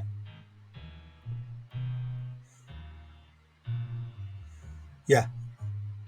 I try and follow everybody that follows me that wants to be followed. So if there's a person that hasn't got a channel, they don't want to be followed, so I don't follow them. But if they got a channel, I follow them. Yeah. Sympathy follow. Yeah. Now some people don't want to be followed. If they don't, if you follow them and they've only got 2 followers and they don't have a channel at all, there's no point, is there? But I follow anybody that wants to be followed, definitely. The kaleidoscope. Father now checks on your studies often and nitpicks you for sitting or eating or speaking in a correct fashion. Once he becomes so annoyed, he says that he wishes Stefan had been the one to stay home instead of you. You never expected to hear those words from your father, of all people. He's changing. He's changing. Grandfather's trip to the capital took longer than expected. It feels lighter around the house without its presence. You allow yourself a little change of scenery. Instead of your room, you now busy yourself with reading and calculations in the sitting room, across from the open door to the yard. Gloria has joined you today. She has already helped you progress through several complex passages in the book. Right now, she seems preoccupied with a strange tube. Aren't you hurt by the way Grandfather treats you, you ask? Gloria just shrugs. Grandfather always says they should get rid of me. I'm used to it now. He hurts you a lot worse because you're closer to him. I just have to stay out of his way, that's all. She shows you the strange tube he has been holding all day. Look, it's a kaleidoscope. I got it as a gift. Want to see inside? Excited by the idea, you close the book and peer into the tiny hole on one end of the tube. Your eyes see a multitude of interacting brackets. Each turn of the tube reveals a new web of interwoven colours. They memorize you. The kaleidoscope turns the fire burning in the fireplace into a cavalry made of flames. You are riding at the front of the fierce horseman, ready to face the enemy. Grandfather emerges from the intersecting lines, and you swing the kaleidoscope like a sword, cutting it in half. Now you look at the blue sky through the window. The patterns are unending, secretive and calm and peaceful, just like Father's smile from Grandfather's invasion. The deep blue gives you way to a scattering of gold radiating gentle warmth, like Mother's arms. This fleeting beauty too soon gives way to a hypnotic new pattern. Again and again you see your family in these interconnecting figures as they come together and break apart. And in the middle of this golden glow you see Gloria's eyes, green, gazing at you observantly. Your sister left you long ago. The books are abandoned, and time slips away unchecked, but you are still busy peering into the kaleidoscope. Order emerges from the chaos before your eyes again and again, but you cannot preserve it no matter how you try. You are caught in an inner conflict. There is so much that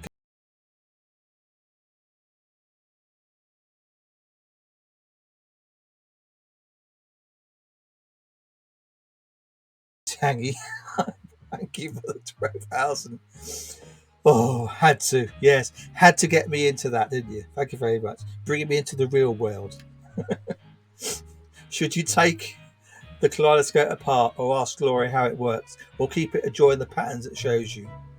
But you still have lessons today. Well, guys, we've got 3 options. Do we take the kaleidoscope apart, which seems a bit rash, considering it's not even ours?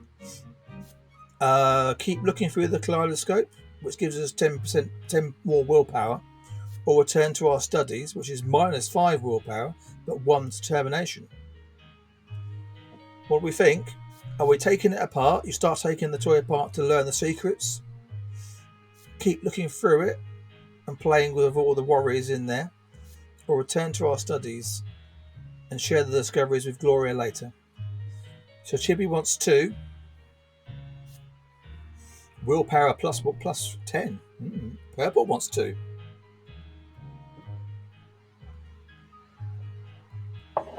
Scotsman wants 1. He wants to take it apart and be a rebel. That used to be Chibi in the old days. That's what Chibi used to do. You'd have taken it apart at the beginning of this, wouldn't you?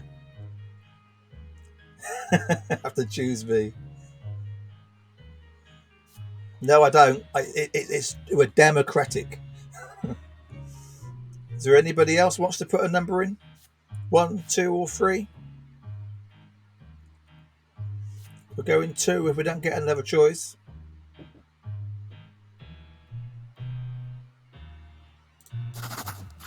We're looking through the kaleidoscope. You continue peering into the ever-changing... Sorry, Angel, you got 2 anyway, so that's all right. I'll give it a 50 bits. No, it's fine. You continue peering into the ever-changing patterns of the kaleidoscope. They become truly interesting when you point it to the shining pillar gleaming in the sky. Well, it does. In your mind's eye, one battle follows another, filling your ears with clanging steel and the neighing of horses. You are leading the Imperial Army now. Everybody is so proud of you. Grandfather says you are better than Stefan. And Father's stern voice cuts your daydream short. You lost track of all time. It is evening. How did you get your hands on this toy, Bob? Why aren't you studying? Give it to me. You'll have double lessons tomorrow. Willpower's not there by 10. We needed that, I think. We're halfway there again. We're full of power again. So that's good. Because, yeah. We were ready for action before, but we're now full of power now. Another 1, and we're prepared for anything.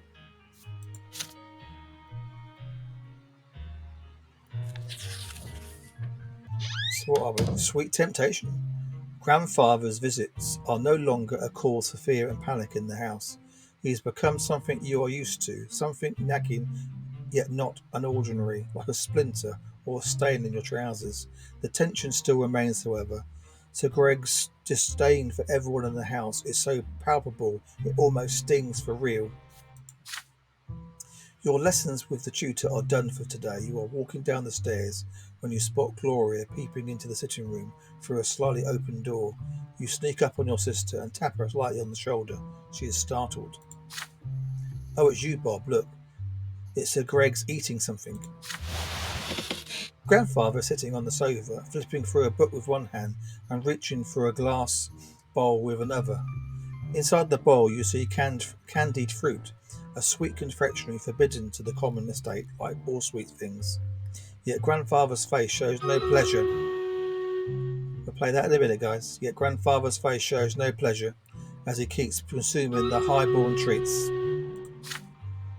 The clock strikes 3. Grandfather raises from his seat, puts away the bowl on a shelf, and leaves for the yard. He always takes a walk in the city at this time. Gloria nudges you with her elbow and looks at the candy bowl when you look at her. The first emotion you feel is fear, but next comes curiosity, and it's stronger. Stefan used to boast that candied fruit tasted incredible, and now you have a perfect opportunity to try it. You try a fruit first. The sugar starts to melt as soon as you put it on your tongue. It is so sweet. You have never eaten anything as good as this. You take the whole bowl off the shelf and give it to your sister. She takes the fruit and brings it to her mouth, carefully like a rare treasure. There's a thumping on the stairs, footsteps accompanied by the knocking of a walking stick. You have no idea why, but Grandfather is back. You quickly hide behind the sofa and pull Gloria after you, but she is frozen in place with the bowl in her hands. The door opens. Grandfather's menacing figure advances on Gloria. His hand seizes her arm. You squalid, ungrateful, low-born child. How dare you bite your hand that feeds you? You and your trollop of a mother would be sleeping in a ditch if it weren't for my spineless son. The sweet and pleasant things in life are for the noble estate Not for the likes of you. Did you forget your lot? His hand swings and hits Gloria on the cheek. She falls to the ground right next to where you are hidden. Her fingers are glistening with the warm melted sugar that brought you here. Grandfather advances again, his walking stick ready, but then he sees you huddling behind the armchair. Please don't hurt him, sir. This is all my fault. He tried to stop me. You can already see a bruise on Gloria's cheek. This is only the beginning of her punishment. Gloria was caught red-handed. Unlike you, you can still avoid your punishment. What is it then, Milksop? Did you try the sugar too? Or were you trying to stop this piece of filth, like she says? Well, three choices. Tell the truth. You tell the truth. You did not eat the candy fruit with your sister. Lie. You convinced Grandfather that you were trying to stop Gloria. Mock Grandfather along with your sister. You start mocking Grandfather, convinced that Gloria will join in. The thing is, she's already lied for you already to say it wasn't you. So do you tell the truth that you did eat the candied fruit with your sister? Do you lie and keep the lie going that she's already started? Or do you mock? What are we going to do, chat? 1, 2 or 3?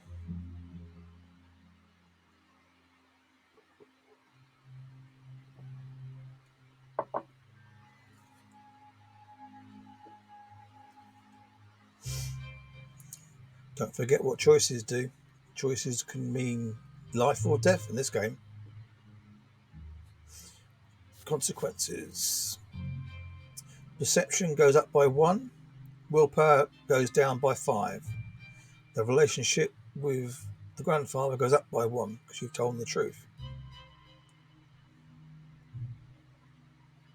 If you lie, willpower goes up by 5. But your relationship with Gloria goes down by 1. If you mock, determination goes up. Relationship goes up for Gloria and down for grandfather.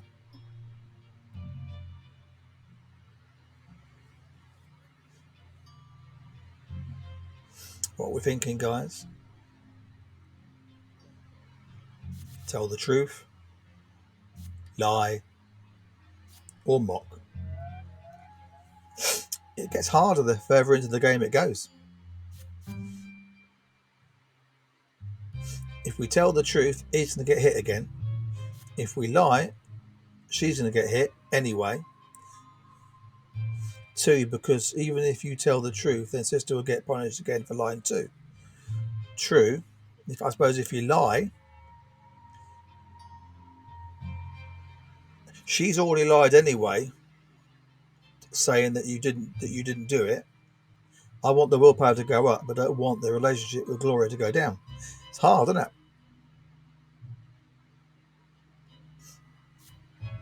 Willpower goes down.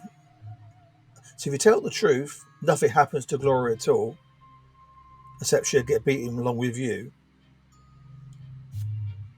If we lie, willpower goes up and Gloria goes down. And if we mock, Gloria goes up, grandfather goes down, the determination goes up. But if we mock, are we going to get hit again for mocking him? Because we're low and he's high. You think 3. Okay, we've got 1 for 3 then, maybe. Purple says 3. Any more? Tell you what, I'll let you think about it and we'll do Stream Raiders. True. But have a think about it while we're doing Stream Raiders. I think that's the best solution. Purple saying 3. 33 allies for the Cardinal Trolls. 4 main enemies. It's going to be a hard one. Let's get in there.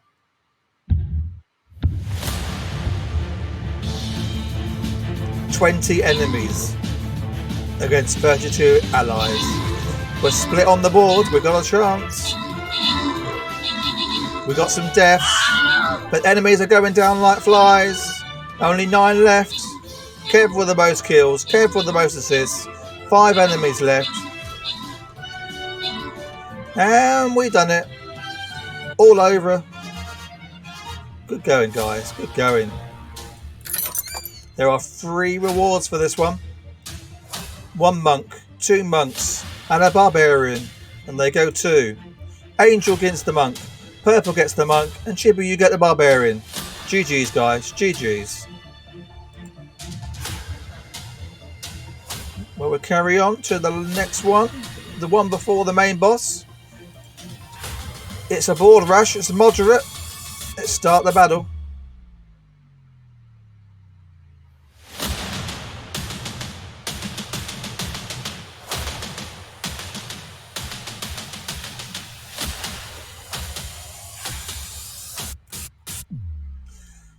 I think I'm going to put my archer down this time. Archer's on the board. Go get them, guys. Right. Well, at the moment, we've got 3. I've got Purple with 3, Chibi with 3. Are we going 3? Is that a definite? We're going to mock the grandfather along with your sister? So we're mocking both of them, but Gloria goes up, which seems strange. We're going to go 3 then, yeah?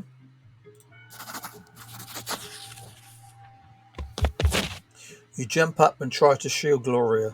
Then you start boasting right in his face. Yes, you did eat the sugary treat, and it was very much the opposite of sweet. Good thing Gloria did not have good time to eat hers, or would have disappointed her too. Gloria catches on in a moment.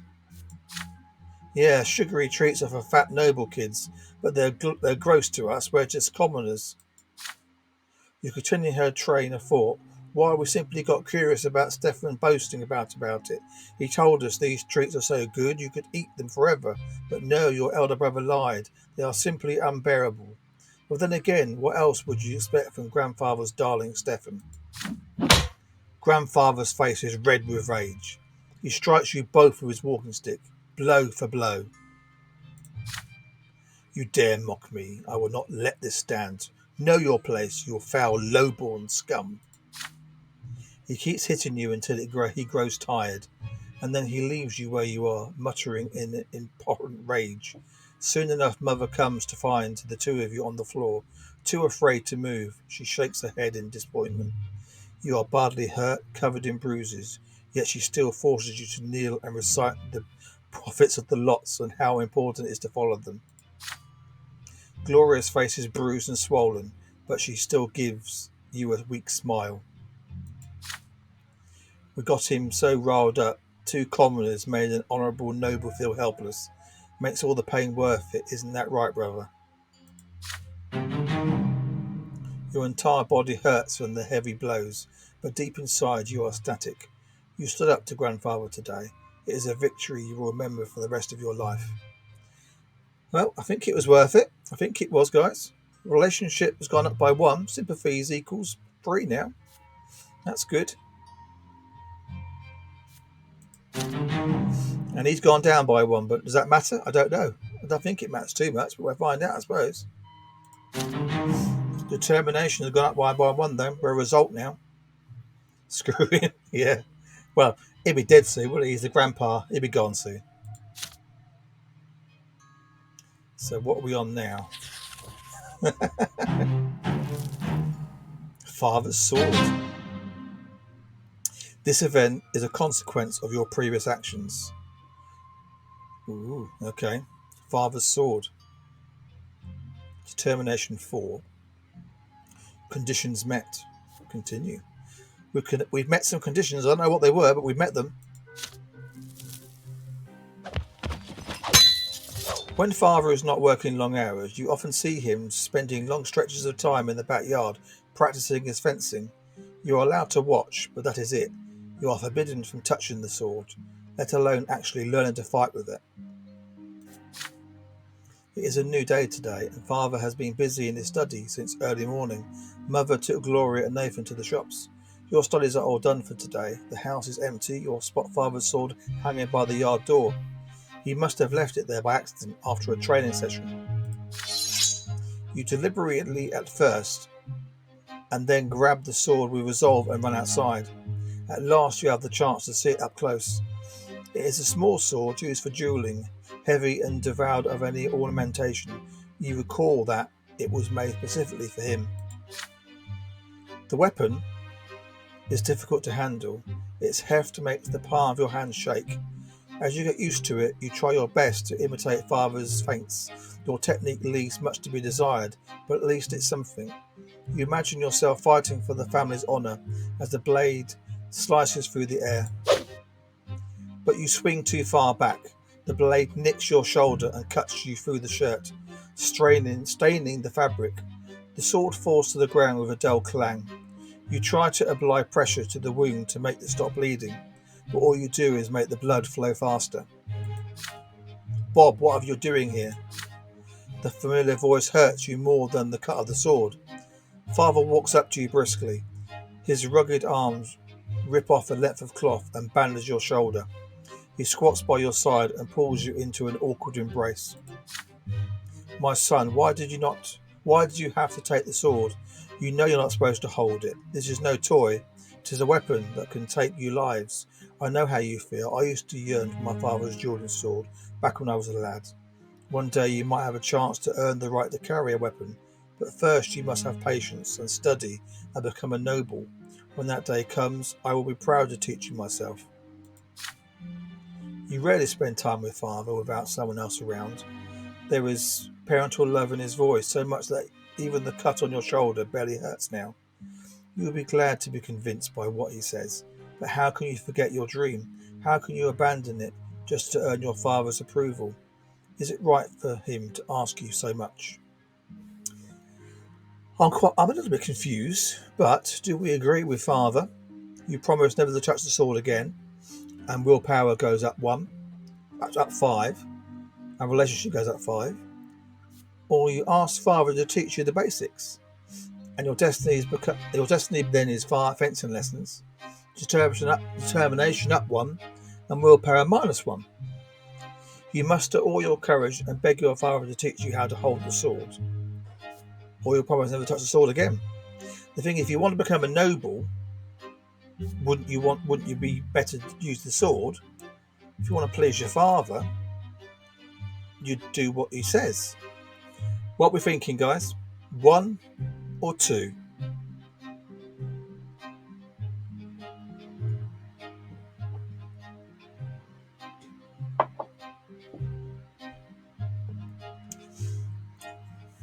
Agree with father and gain willpower, or learn to fence? What if when he teaches you, Grandpa shows up and kills you again? Well, you don't. Yeah, but the thing is, if you can use the sword, you can kill him, can't you? Then you'll probably be killed for killing the Grandpa. I don't know. But it's off. That one's just saying willpower plus. That one's saying destiny of fencing lessons. So, I don't know. I'll leave it in your hands. Agree or ask? 2 from Chibi. 2 from Angel. Anyone else want to put a number in chat? 2 from Purple. So far, we're asking to teach. If I don't get any more in the next 5 seconds, then I will go 2.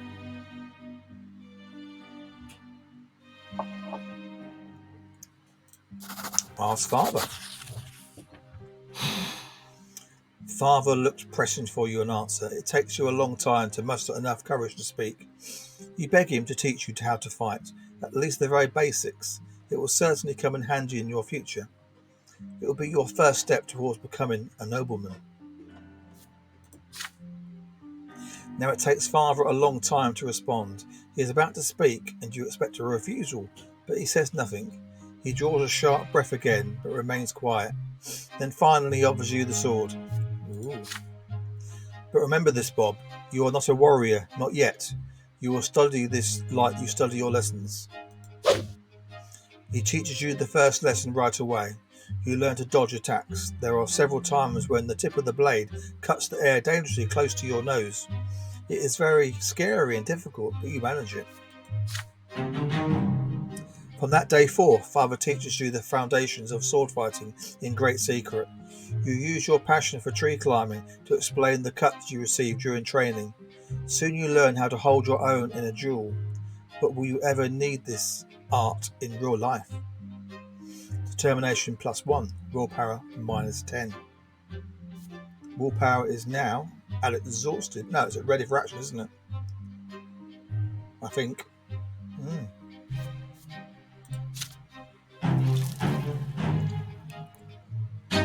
The event has happened. You've got an achievement, fencing lesson. You dared to study fencing like your father, even though you have been no right to it by birth. Rebel, you see, he's a rebel. I don't understand the logic behind willpower going up and down. I don't at the moment. You'd have thought willpower would have gone up because he's done that and he wasn't supposed to. That would have seemed more logical to me. But, you know, I would have personally gone fencing because I think if he wants to be a noble one day, which I think he does, because he wants to help be better for his mum, then I think that would be a better way of doing it. You know, we're still on chapter 1. It's been 2.5 hours. This is the long game.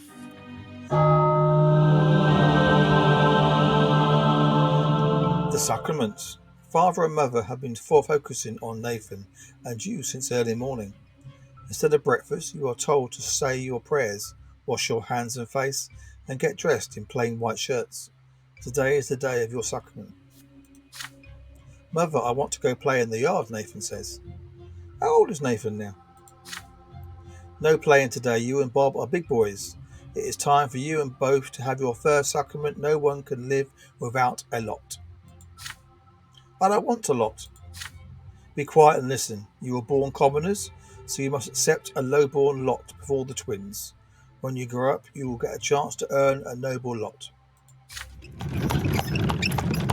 Father and mother take you to the carriage. Nathan is hungry. He starts whining.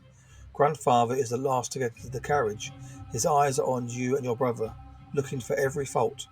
Soon the carriage is moving along the streets, slowly and solemnly. One more turn, and you see the Colosseum white building marked by 2 massive pillars. For the first time in your life, you are to enter the church of the twin gods. You enter the gate and walk under the splendid dome of the church. The church hall is divided into 2 halves. They are drastically different from one another. The floor on one side is rough and jagged and covered in dried brown spots, while the floor on the other is made of smooth marble. The commoners kneel on the jagged floor, and the well-dressed nobles and their families sit on pews.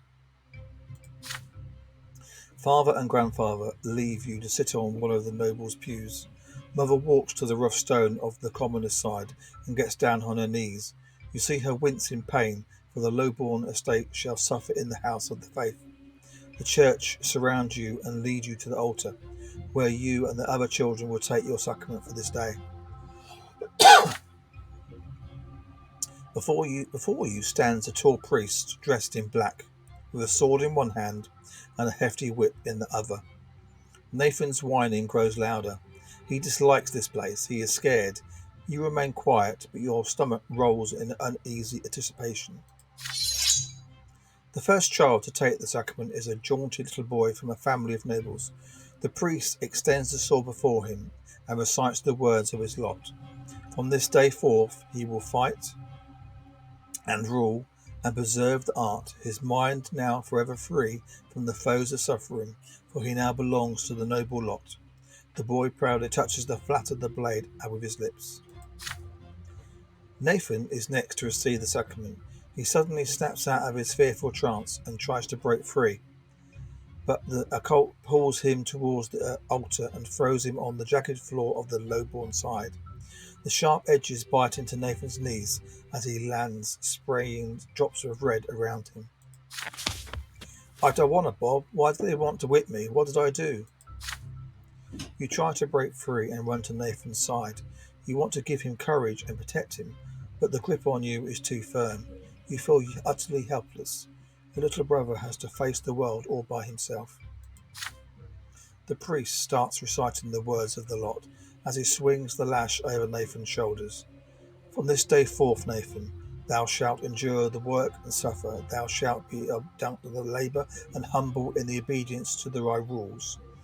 And now cometh the first true suffering, which thou must accept with gratitude. The lash cracks. It strikes his right shoulder. It strikes his left shoulder. The blows are so powerful that Nathan falls to the ground. The priest tells him to rise. He has received his lot. Nathan gets onto his feet and drags himself towards Mother, his knees torn and bloodied, his spirit broken. It is your turn. Your feet will not move. You can barely muster enough strength to walk to the altar. You get down on your knees and feel the sharp stone below, so sharp your clothing cannot protect you. Your skin begins to burn. They force your head down, and you feel the lash being drawn above you, ready to strike. The priest's words are for you now. This is thy sacrament. Thou shalt work and endure and suffer. Thou art to receive the first true suffering by the lash. Thou accept thy lot. Well, what do we do now? It's all unlocked. We accept it and we become commoner. We raise our head defiantly and stand up. We catch the lash before it strikes us, or we defiantly kiss the sword. Don't know, but he does. Oh, I think what he's saying is that we can either catch the lash and try and stop it from hitting us. We can kiss the sword anyway and say, who cares, we're going to do what we want. We can raise our head defiantly and take it standing up, or we can just accept it as it is. But I suppose as we're the main hero in this, we can choose. Accepting it, you think 4, kiss the sword. Accepting it, determination, -1. Raise our head, willpower +5. Catch the lash, determination +1, perception down by 1. Kiss the sword, a nobleman's sacrament is our destiny. Determination +1, perception -1, willpower. I don't know, how's willpower? Yeah, it does. But how come willpower goes down by 10? Surely our willpower should go up because we're doing something against what we're supposed to be doing.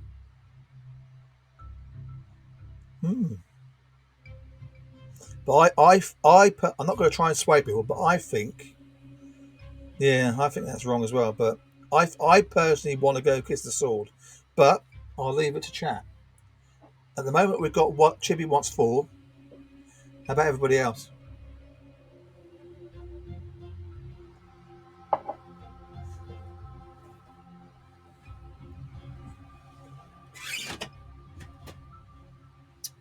Ooh, Purple wants 4 as well. Anybody else? Anybody else? At the moment, I think we're going 4. I think we're kissing the sword. Angel wants 4. We're going to be naughty and we're going to kiss the sword. The whip slices through the air, about to strike, but your eyes are transfixed by the blade the priest holds in his other hand. You jump up and away. The lash misses you. You grab the blade with your hands. It cuts into them without mercy. The priest wrenches it away from your bloody fingers. You look him straight in the eye. I am Bob. I am Bob of House Brante. The priest freezes in shock. You seize this moment to pull the sword closer and kiss the smooth, cold blade. You hear cries of outrage among the churchgoers. Mother prostrates herself on the jagged floor. Racked with fear, Father remains still, baffled by what you have just done. But Grandfather looks at you intently, as though truly seeing you for the first time. There is a semblance of respect in his gaze.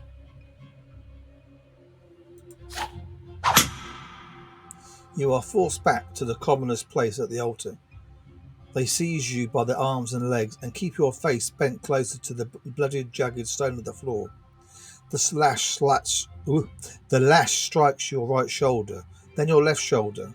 Then you are told to rise. You are a commoner. Mother takes your hand and leads you for being inspiration and bringing shame to your family. Nathan holds your hand as you walk, his tearful face a mixture of confusion and awe as he looks into your eyes. But you do not feel as though you have made a mistake. You did what was right for you. Well, relationship has gone up by 1 for grandfather Greg. Determination is gone up to 6. Perception is -1. Willpower is exhausted. Our willpower is exhausted.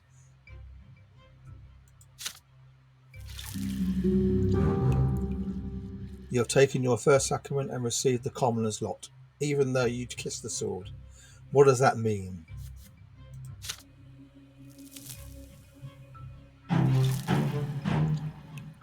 An event has happened.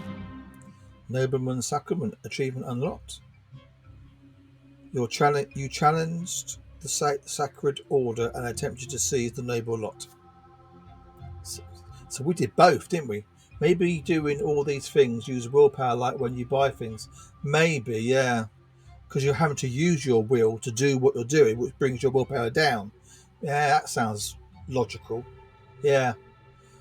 So you're using willpower to do something hard, doesn't it? So when he had to work hard to get to the sword, so we had to use willpower.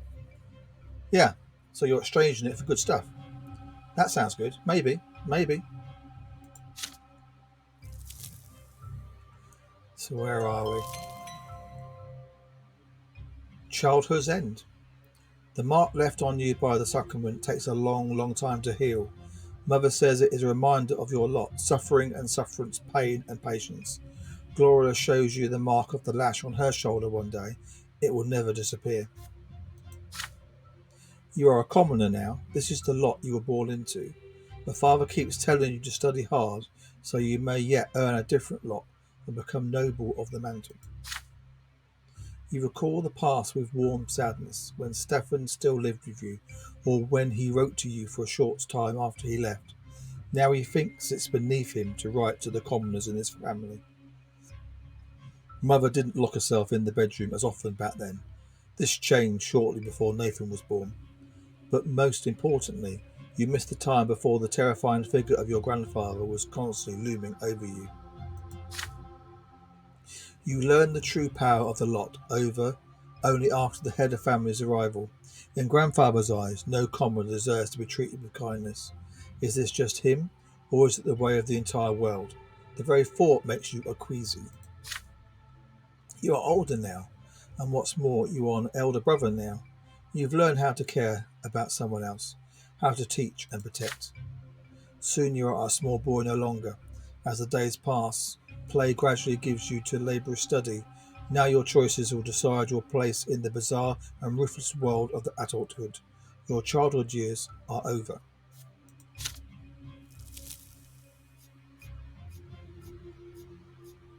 I think our childhood chapter 1 has finished.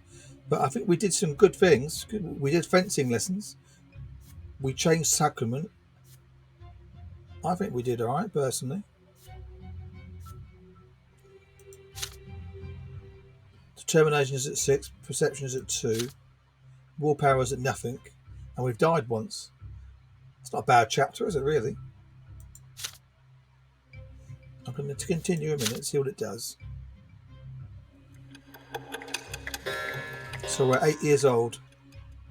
And we're adolescents. I was growing up fast. The school, the streets, and the whole wide world awaited me beyond the gate of my parents' house.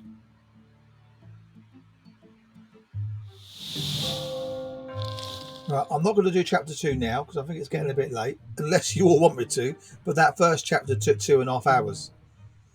So, do you really want me to carry on to chapter 2 for another 2.5 hours? Or would you rather we do chapter 2 tomorrow night instead? What does chat think?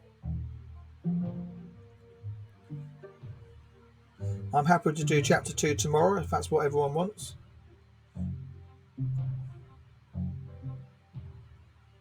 Another day, yeah. I'm thinking that.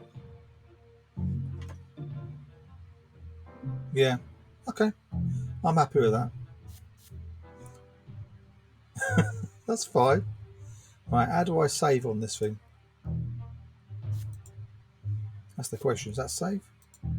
No, no. How do I save? It must be in settings, surely.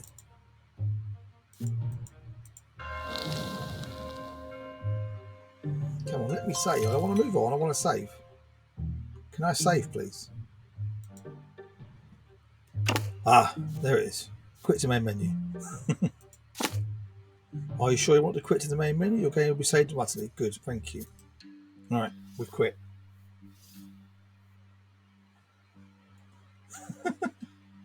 My spelling tonight? No, it's fine. So what did everyone think of that though? Was that something that you were happy to watch again? And if so, would you want to do it nightly to see how it goes? Or do you want it weekly? What's everyone's thoughts on that? I'm happy to do it tomorrow night if you want. Or would you words on stream tomorrow night like we always do? Because we could do it a weekly thing, do a chapter every week, or we could do a chapter every night. I'm happy.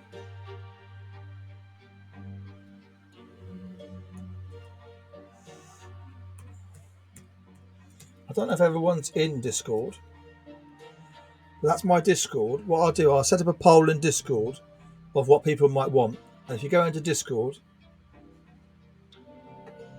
yeah, well, I don't know if you're purple or you're in my Discord. If you go into Discord, I'll do a poll in there and see what everyone thinks. But maybe a weekly thing would be good, and then we can carry on. Because I want to try and carry on with words on stream on a Friday night like I normally do. And we're going to be doing Stardew Valley on Saturdays as normal, and then next week I want to carry on with 7 days because I'm going to play it on my own server, not on the main one, and see if that helps. So if everyone's happy, we will do it that way. Let's see how many minutes left on Stream Raiders. There's 2 minutes left on Stream Raiders. So, okay. There's 2 minutes left on Steam Raiders. We could do a quick words on stream until 10, maybe. If it works tonight, of course. If I can get it to start. Oh, God.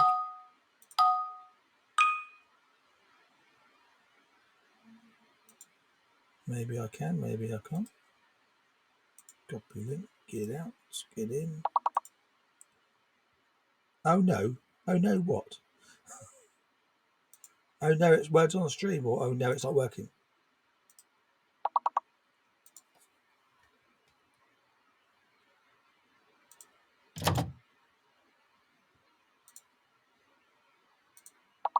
It's a working. No, that's because I was trying to get it to work. It's working now.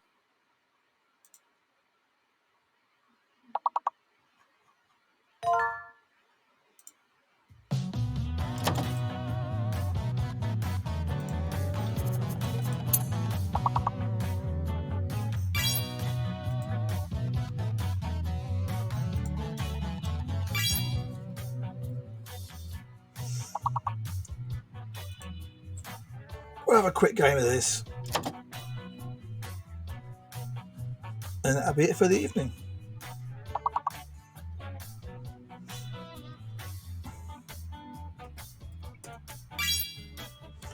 I had to do that because it was there sitting in front of me.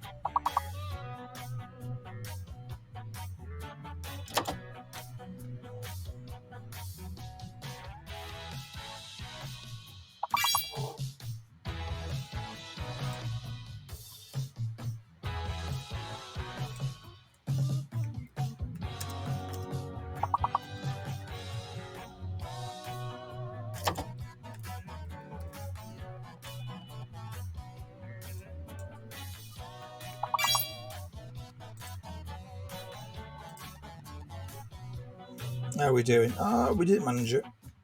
Okay, guys. We didn't have much time though, did we? I'll give you more time this time.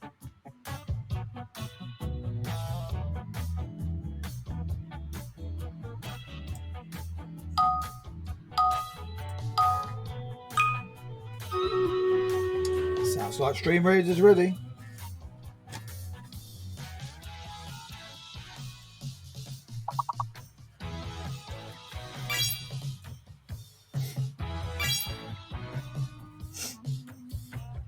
Okay, welcome to the stream.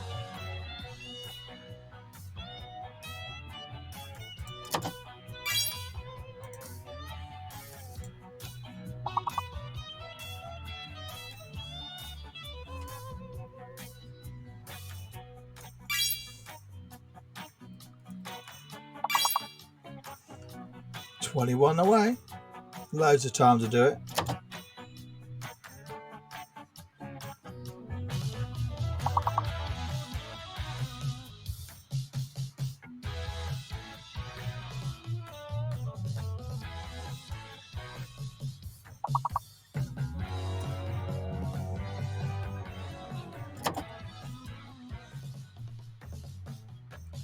Is it harder than it looks?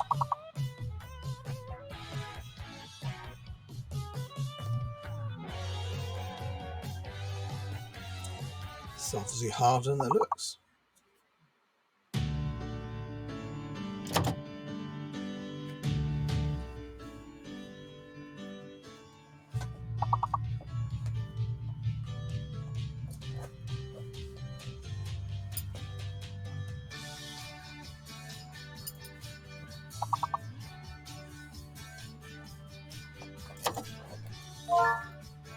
Oh, Chibi there with the big one. Is it too little, too late? I don't know. We need 10 points.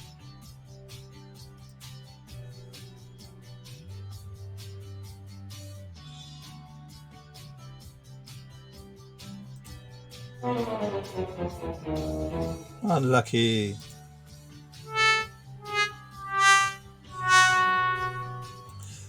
Good try though, guys. Good try. But I think we need to go over to Stream Raiders quickly, so that way we might even get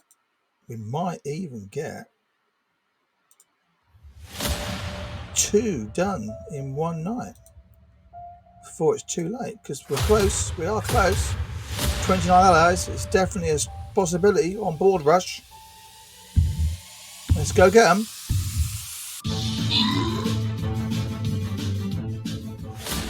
$33 enemies, 34 allies. Look at them, we're smashing them. They're going down like flies. And we've won already. Victory. Hype in chat. 2 winners, 1 bomber, 1 musketeer. Kay, you get the bomber. Well done, Kay. In purple, you get the musketeer. GG, guys. You know what that means? That means it's the boss. We need to do the boss for finishing tonight. We've got to do the boss. We've got to.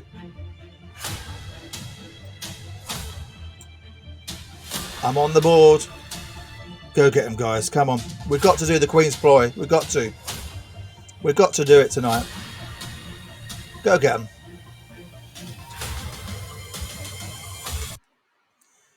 And then we can continue this one, can't we?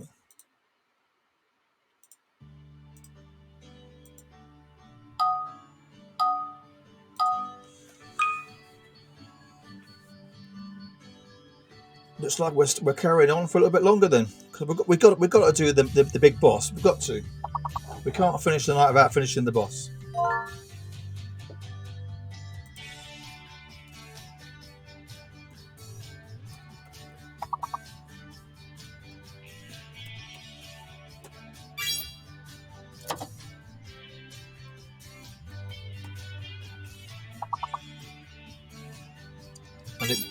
Oh, Chibi's got the camp. I wanted that one.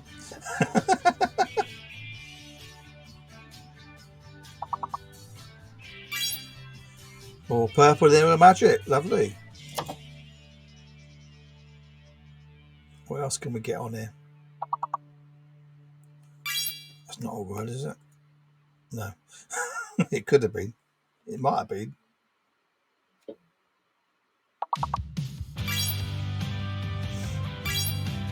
Okay with Gimp.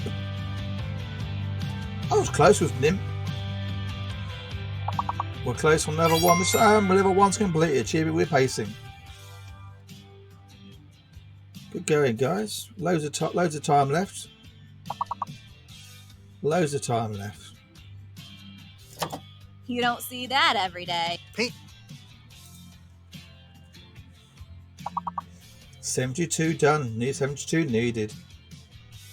Level completed.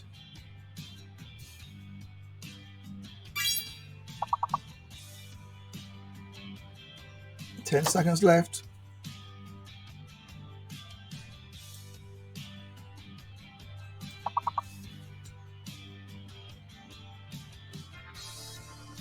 Paint me yellow and call me banana.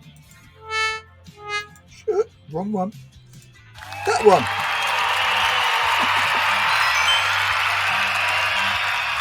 Definitely that one. Good going, guys. Chibi in the lead, 46. Already pulling away before we even start the game. Level 2 next. My finger slipped. It's my excuse.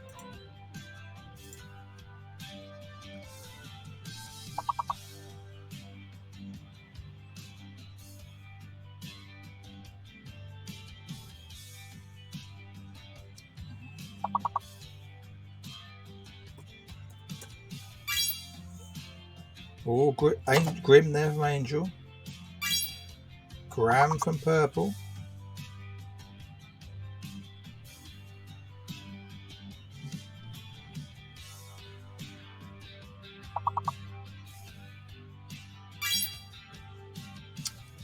Welcome Beaked Taylor. Roan from Beaked.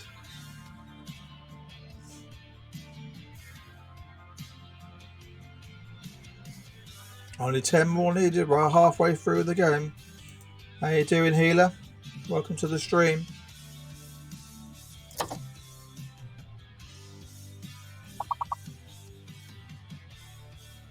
Hope you had a good night so far.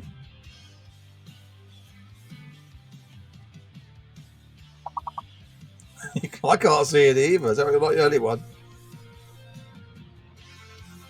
There's a big one there somewhere.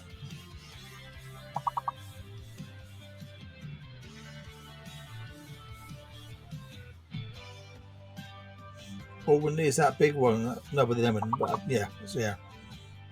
Oh.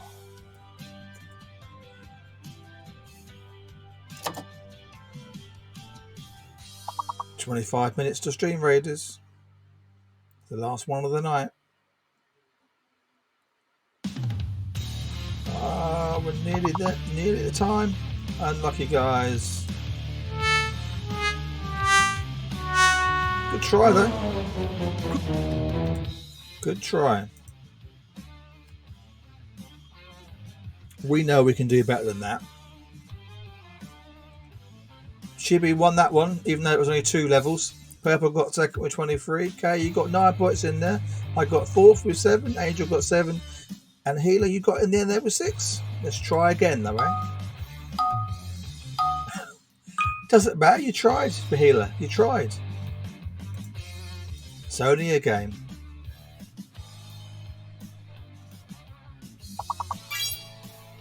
Cling. Nice.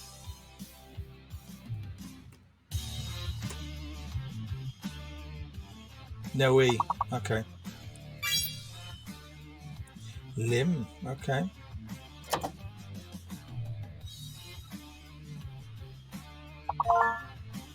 Nice one there from the Healer. Climbing.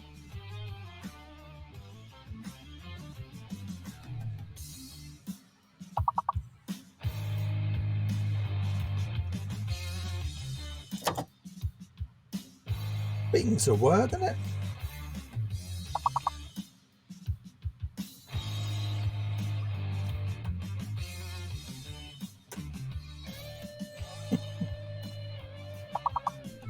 Oh, it's being cruel to us, this one. It's being cruel.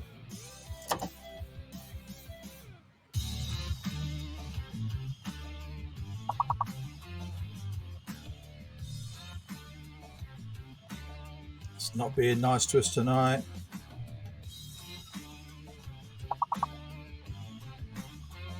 It's not being nice.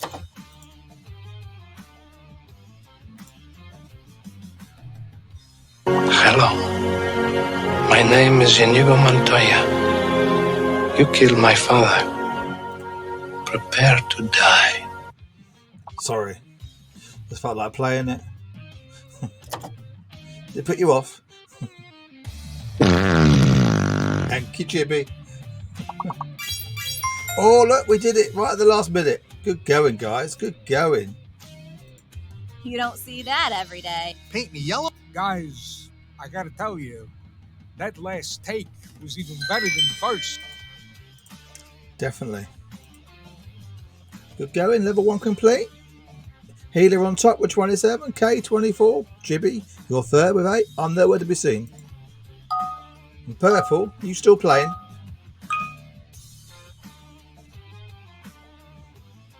$74 needed on this one. It's a big one. 22 minutes till the boss fight. 22 minutes.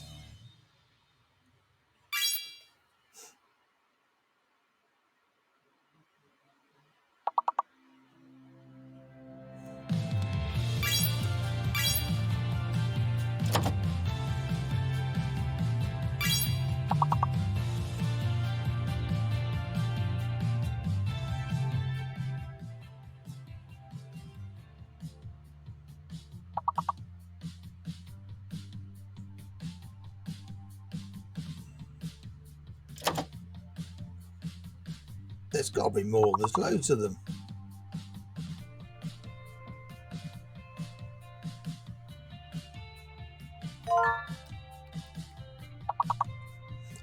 Ooh, cemetery. Nice. Well, it's not nice, but you know what I mean.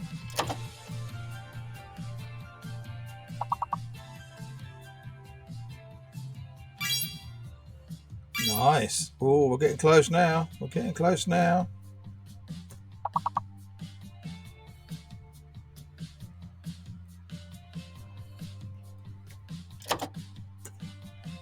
I'm just putting random words down there. It's not getting me anywhere. Purple with the mercy. One more should do it, I think. One more big one. We're getting close though. Only about 12 seconds left.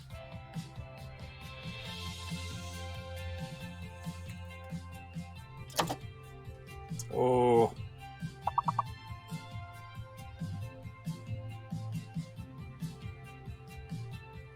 We've got all the big ones. We've got all the obvious ones. Oh, so close, so close. Unlucky, guys, unlucky. That was still a good game, though. We only got to level 2, but that was a hard one. Healer, totally agree. Healer was the first with 33. Kay was very close on 31, and Jimmy was even closer on 30. So it was a tight race on the top there. Let's try again. No, I know. Totally agree, Healer.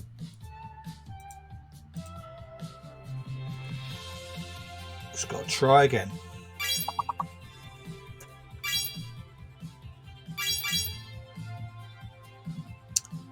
Flying out the blocks, that word.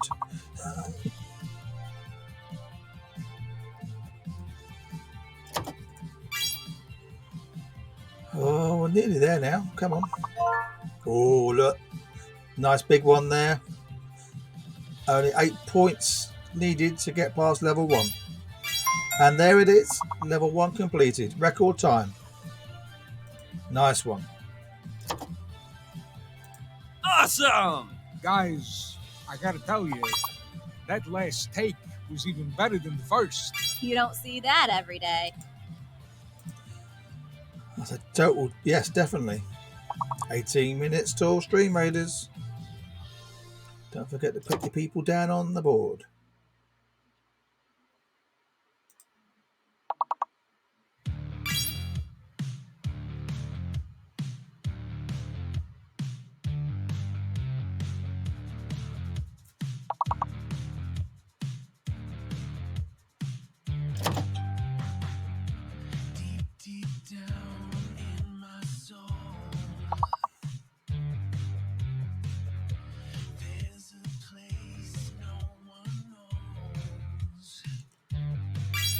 Oh, boom. Yeah, why didn't I see that one?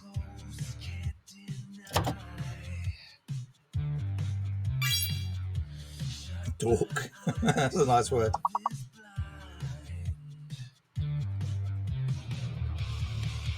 Good going, guys. We still did it. We still did it. Group hug.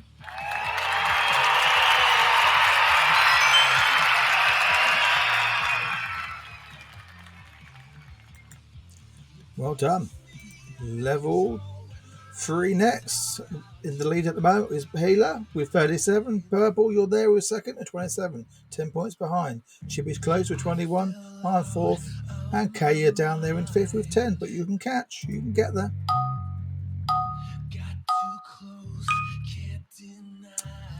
50 points needed for this one.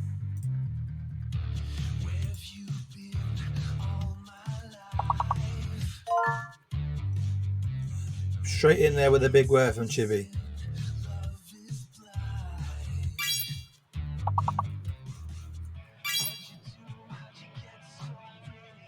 Almost halfway there. Everyone back in the game.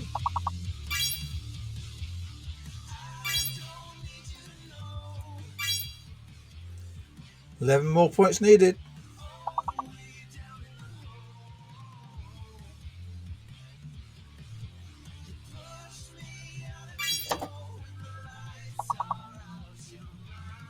$7 more points needed. Oh, there it is. Level 3 complete. Lovely.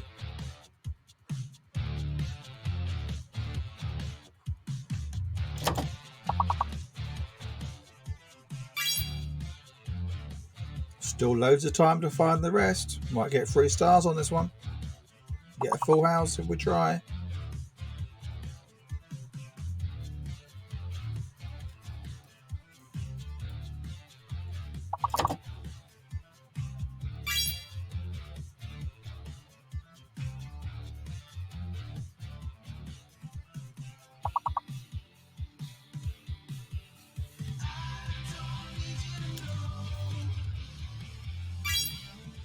Ling.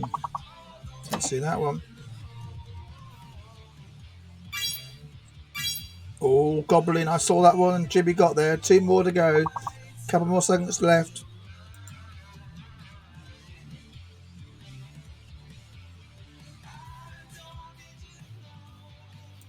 You don't see that every day.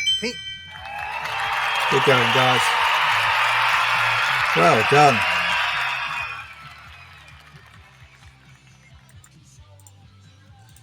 So after 3 levels, Healer still leading with 66. Chibi's quite close on 52. Purple, you're on 45. I'm on 27 and Kay's on 16. We're catching up.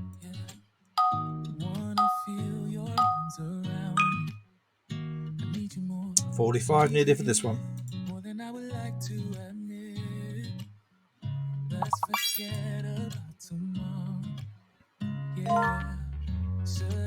I didn't see redress at all, I must admit.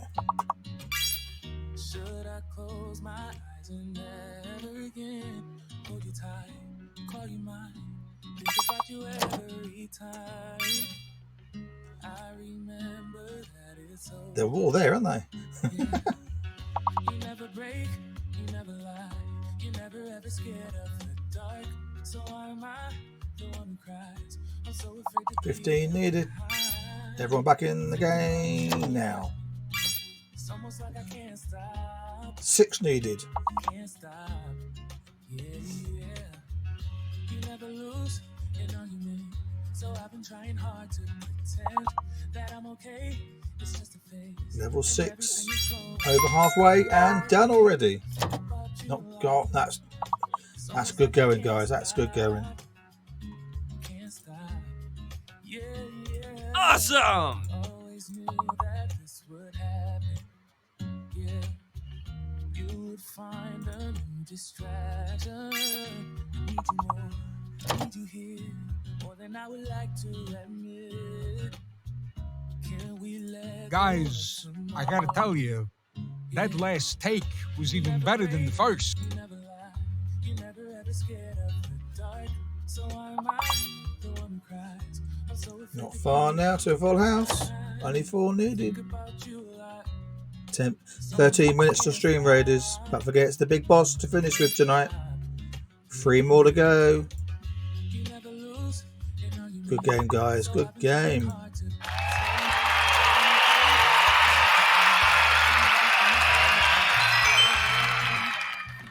Awesome! Well, after level 6, Healer is still the lead with 83, but close behind is Chibi on 71, Babu on 60. I'm still 4th on 43, and Kay, you're catching up on 20. Tang, you can get in there. There's still time.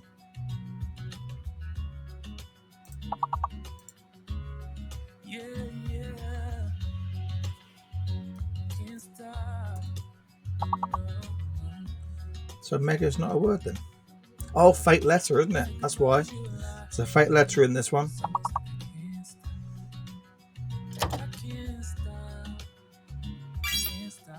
Ooh. Night, Angel. Thanks for hanging out. See you tomorrow. Have a good day at work tomorrow. Don't work too hard.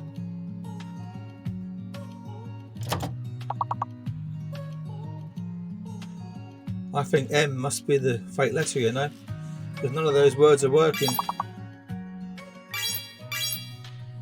No, M's not. M's in Rome, so Rome worked.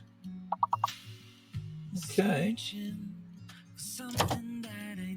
Everyone's back in the game. So why didn't Rome work then? E must... No, E's still in there. O's in. That's weird. No G. Okay.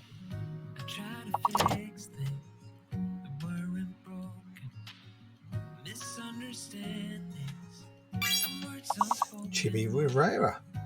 39.52 forward if we're getting closer. Only around 12 seconds left. One more big one. G was the fate letter.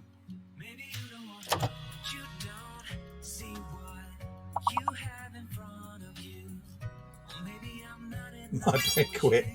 Oh, so close, so close. One more word. That's all it needs. One more word. Unlucky, guys. Unlucky.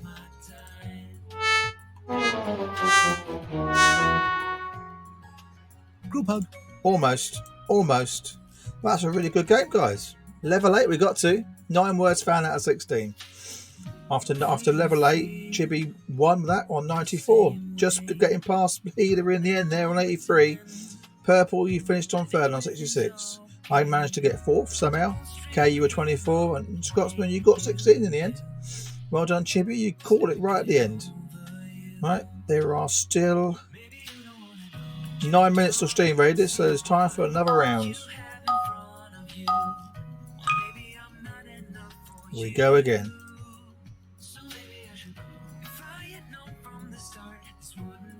He doesn't like French. No, obviously not, no.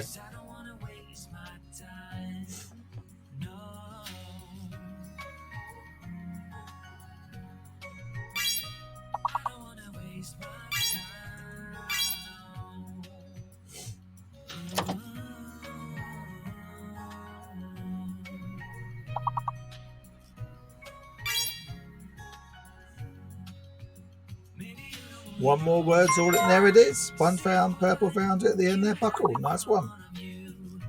Level 1 complete. Already. Scotsman in there with a club. 3 more words to find for a full house. 9 minutes till Stream Raiders. 2 more words. 1 more word and we get a full house. You don't see that every day.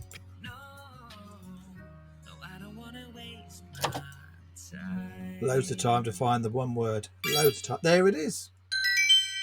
Good going, guys. Good going. Group hug.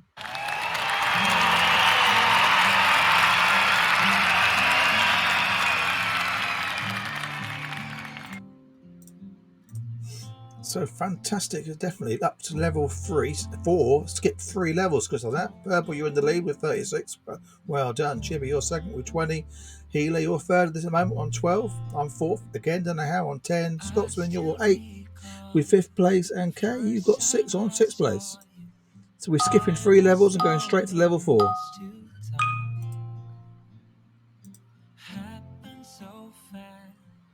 Went from so lonely to falling asleep in your arms. I used to be afraid to fall in love. 4 words already found. 5 words found. Big word from Kay. 2 more words should be it, or 1 more big one, and we're there. 1 more word needed, and we're definitely there. There it is. Beaker finds the word to get us over the line. 4 more words for another full out, so we can skip another 3 levels.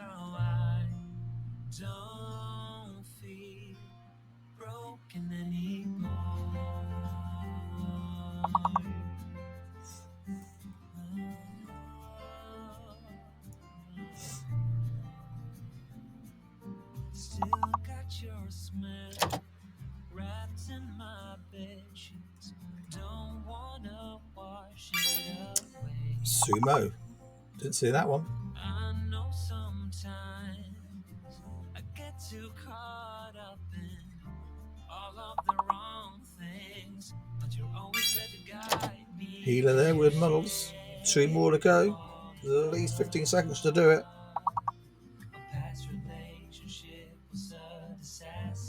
Should get us a 2-star at least, and at least a skip of 1 level. Can we go for the full house? 1 more needed. Everybody in the game.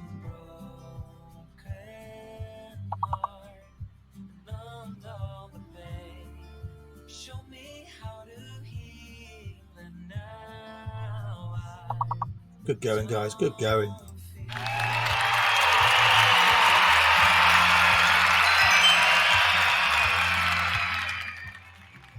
Level 4 complete. And we go up to level 7 next. With Purple in the lead of 53. Chippy, you're second with 36. Healer, you're 36 as well. Joint second. Kay, you're 4th. I'm 5th. Scotsman, you're 4th. But you can easily get up there. Easily. Level 7 next. Fate letter, guys. Fate letter.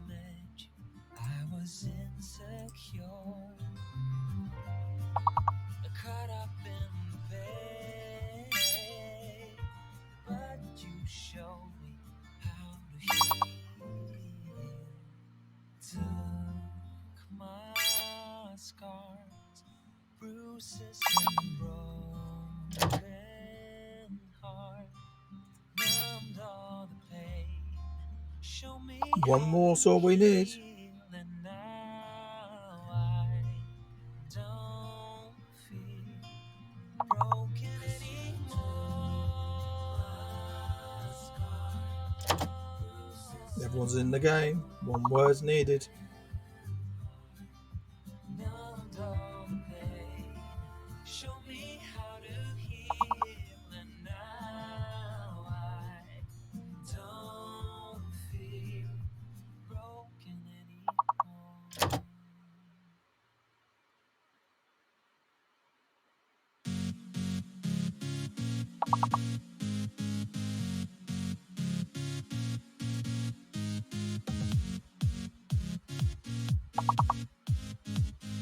Time's running out.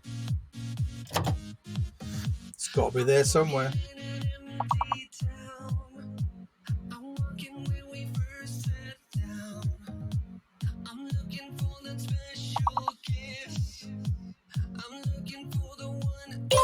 Owes your letter. That's what's doing it.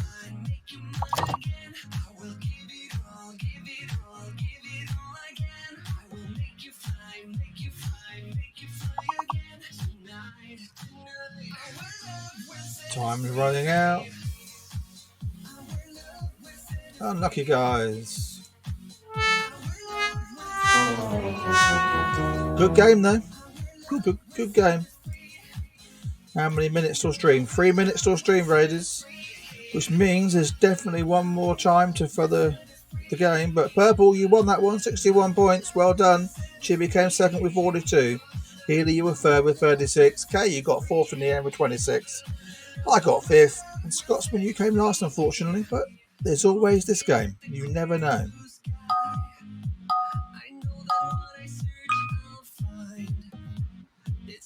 77 needed. They're definitely there.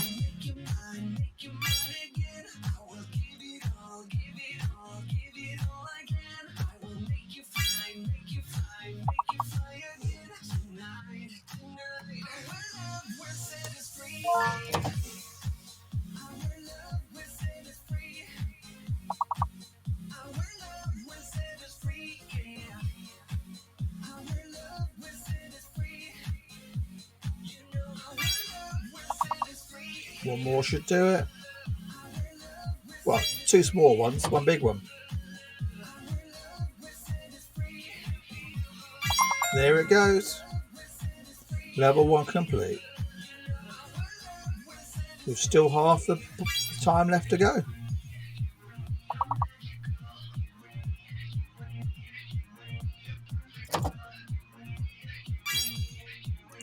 Zeal there from Healer.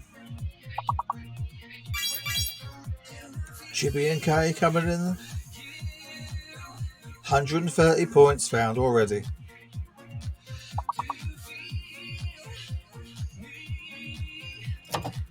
Everyone back in the game.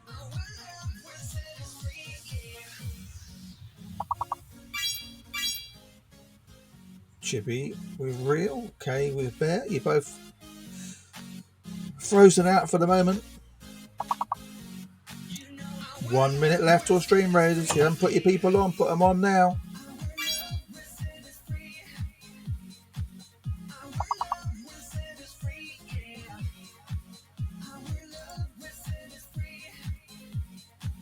Good game, guys. Good game.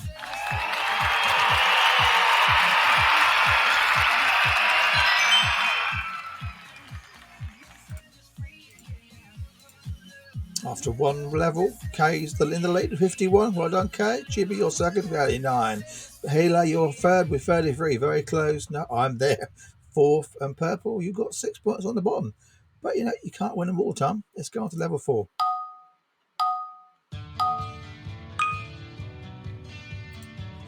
$50 points needed this time.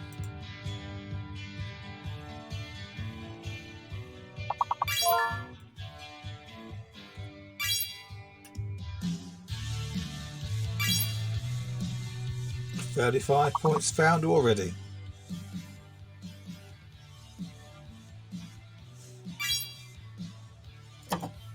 Everyone's back in the game.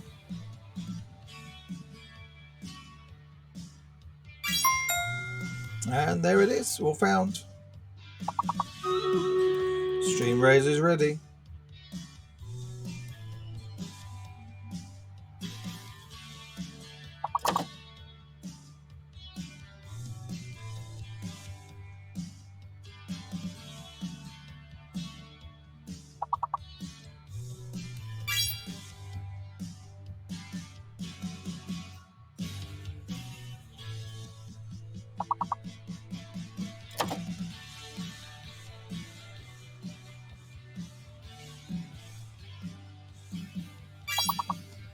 Nice one, didn't see that one.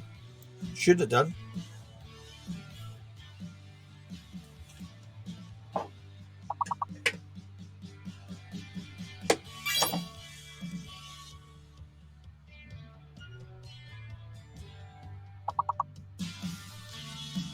Around 13 seconds left.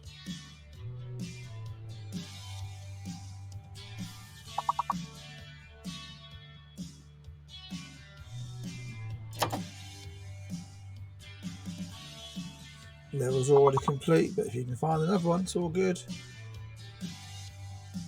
You're all Awesome! good game, guys. Good game.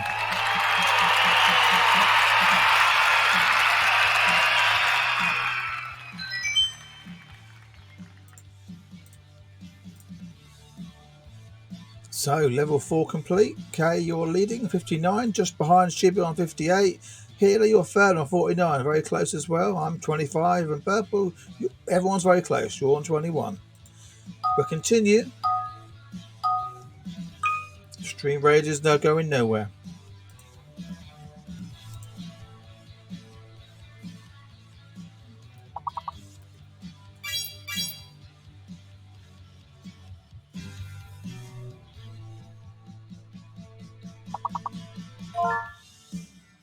Meteor from Hela.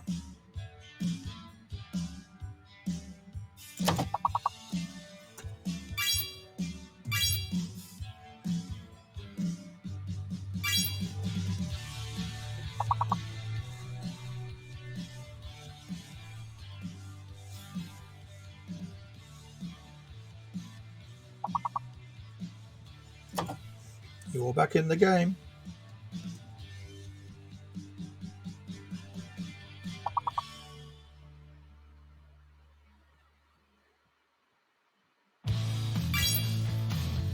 Okay, the meter. That word just got 2 letters, but I turn around. One more, all we need. One more.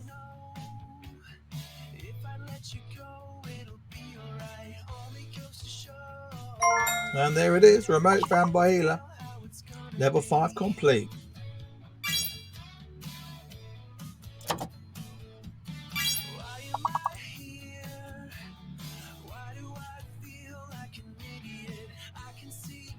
Not much time, but we've done really well again. Guys, I gotta tell you, that last take was even better than the first.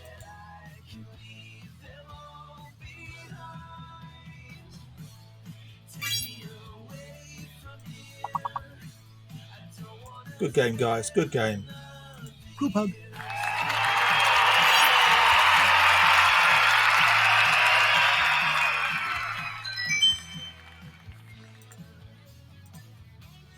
Level 5 complete. Chibi, you're on top with 80. Kay, you're second with 72. Hela, you're third with 65. I'm still fourth. Purple, you're still fifth. But it's still very, very, very close. Let's continue to level 7. Fate letter, guys. Fate letter.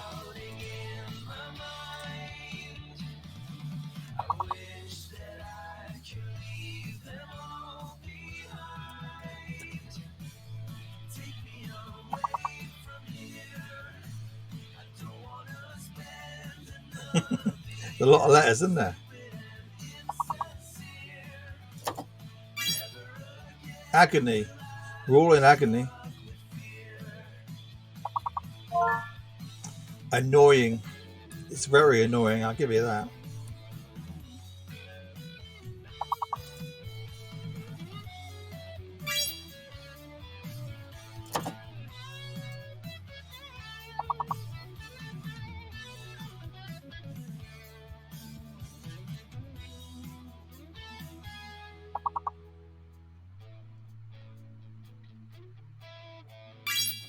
Ooh, Nanny from Healer. Close, getting close. Okay, with the game. One more should do it.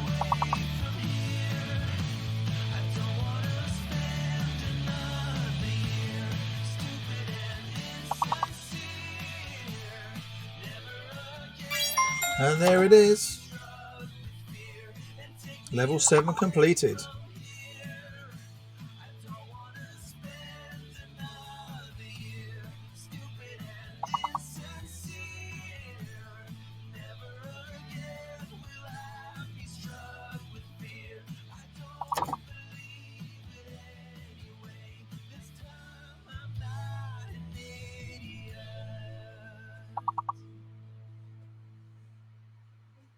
Good going, guys. Good going.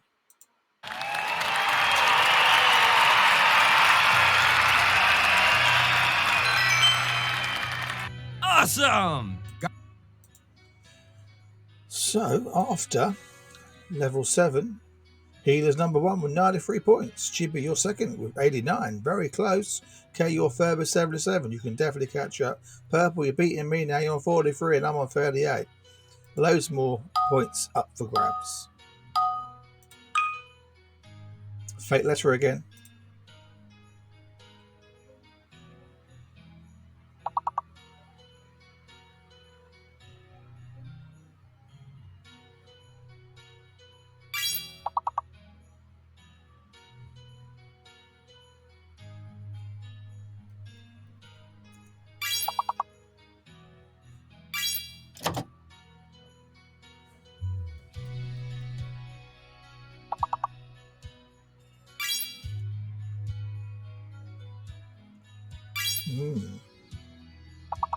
Is it?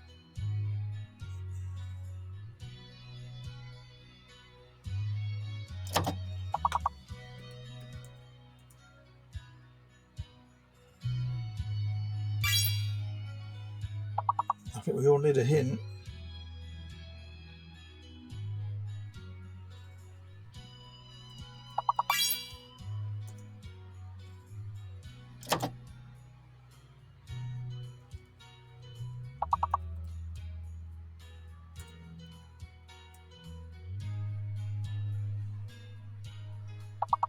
Must be the M.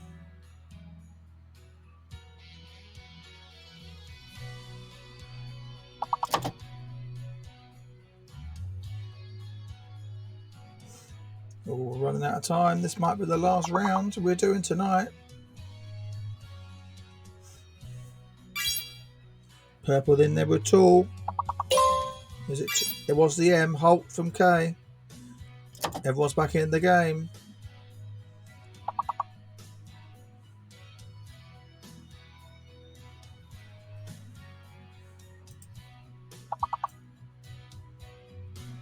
Unlucky, guys. Unlucky.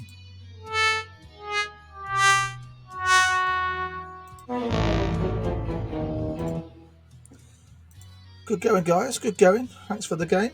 Going to go back straight onto Stream Raiders and finish that one.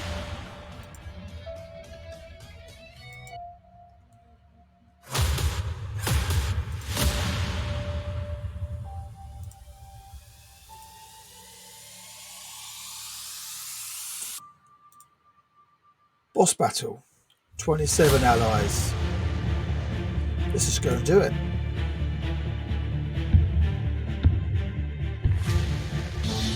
33 allies, 27 enemies.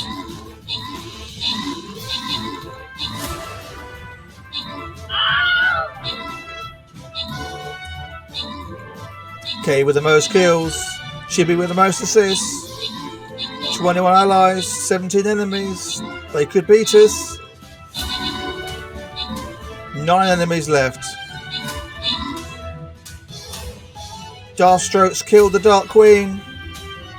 14 allies left. 6 enemies still to go.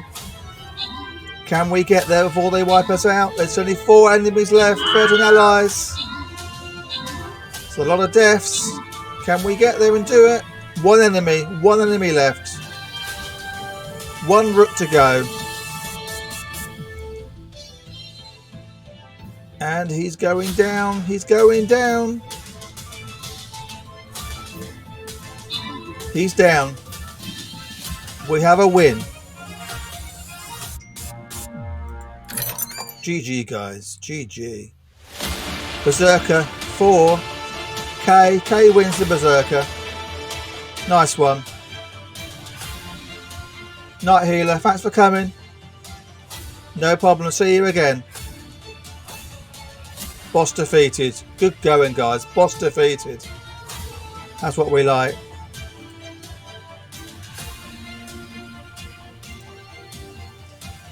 Well, guys, thank you very, very, very, very much for tonight. Really appreciate it. I hope you enjoyed the game that we played tonight. We'll definitely play that again. I'll have to find out when.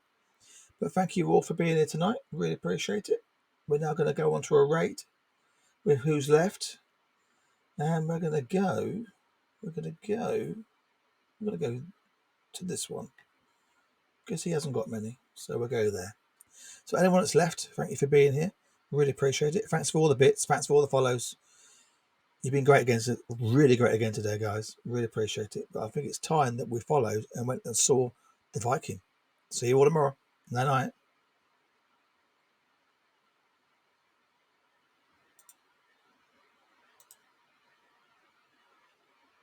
Well, hell. Here, you want to sit on the bench?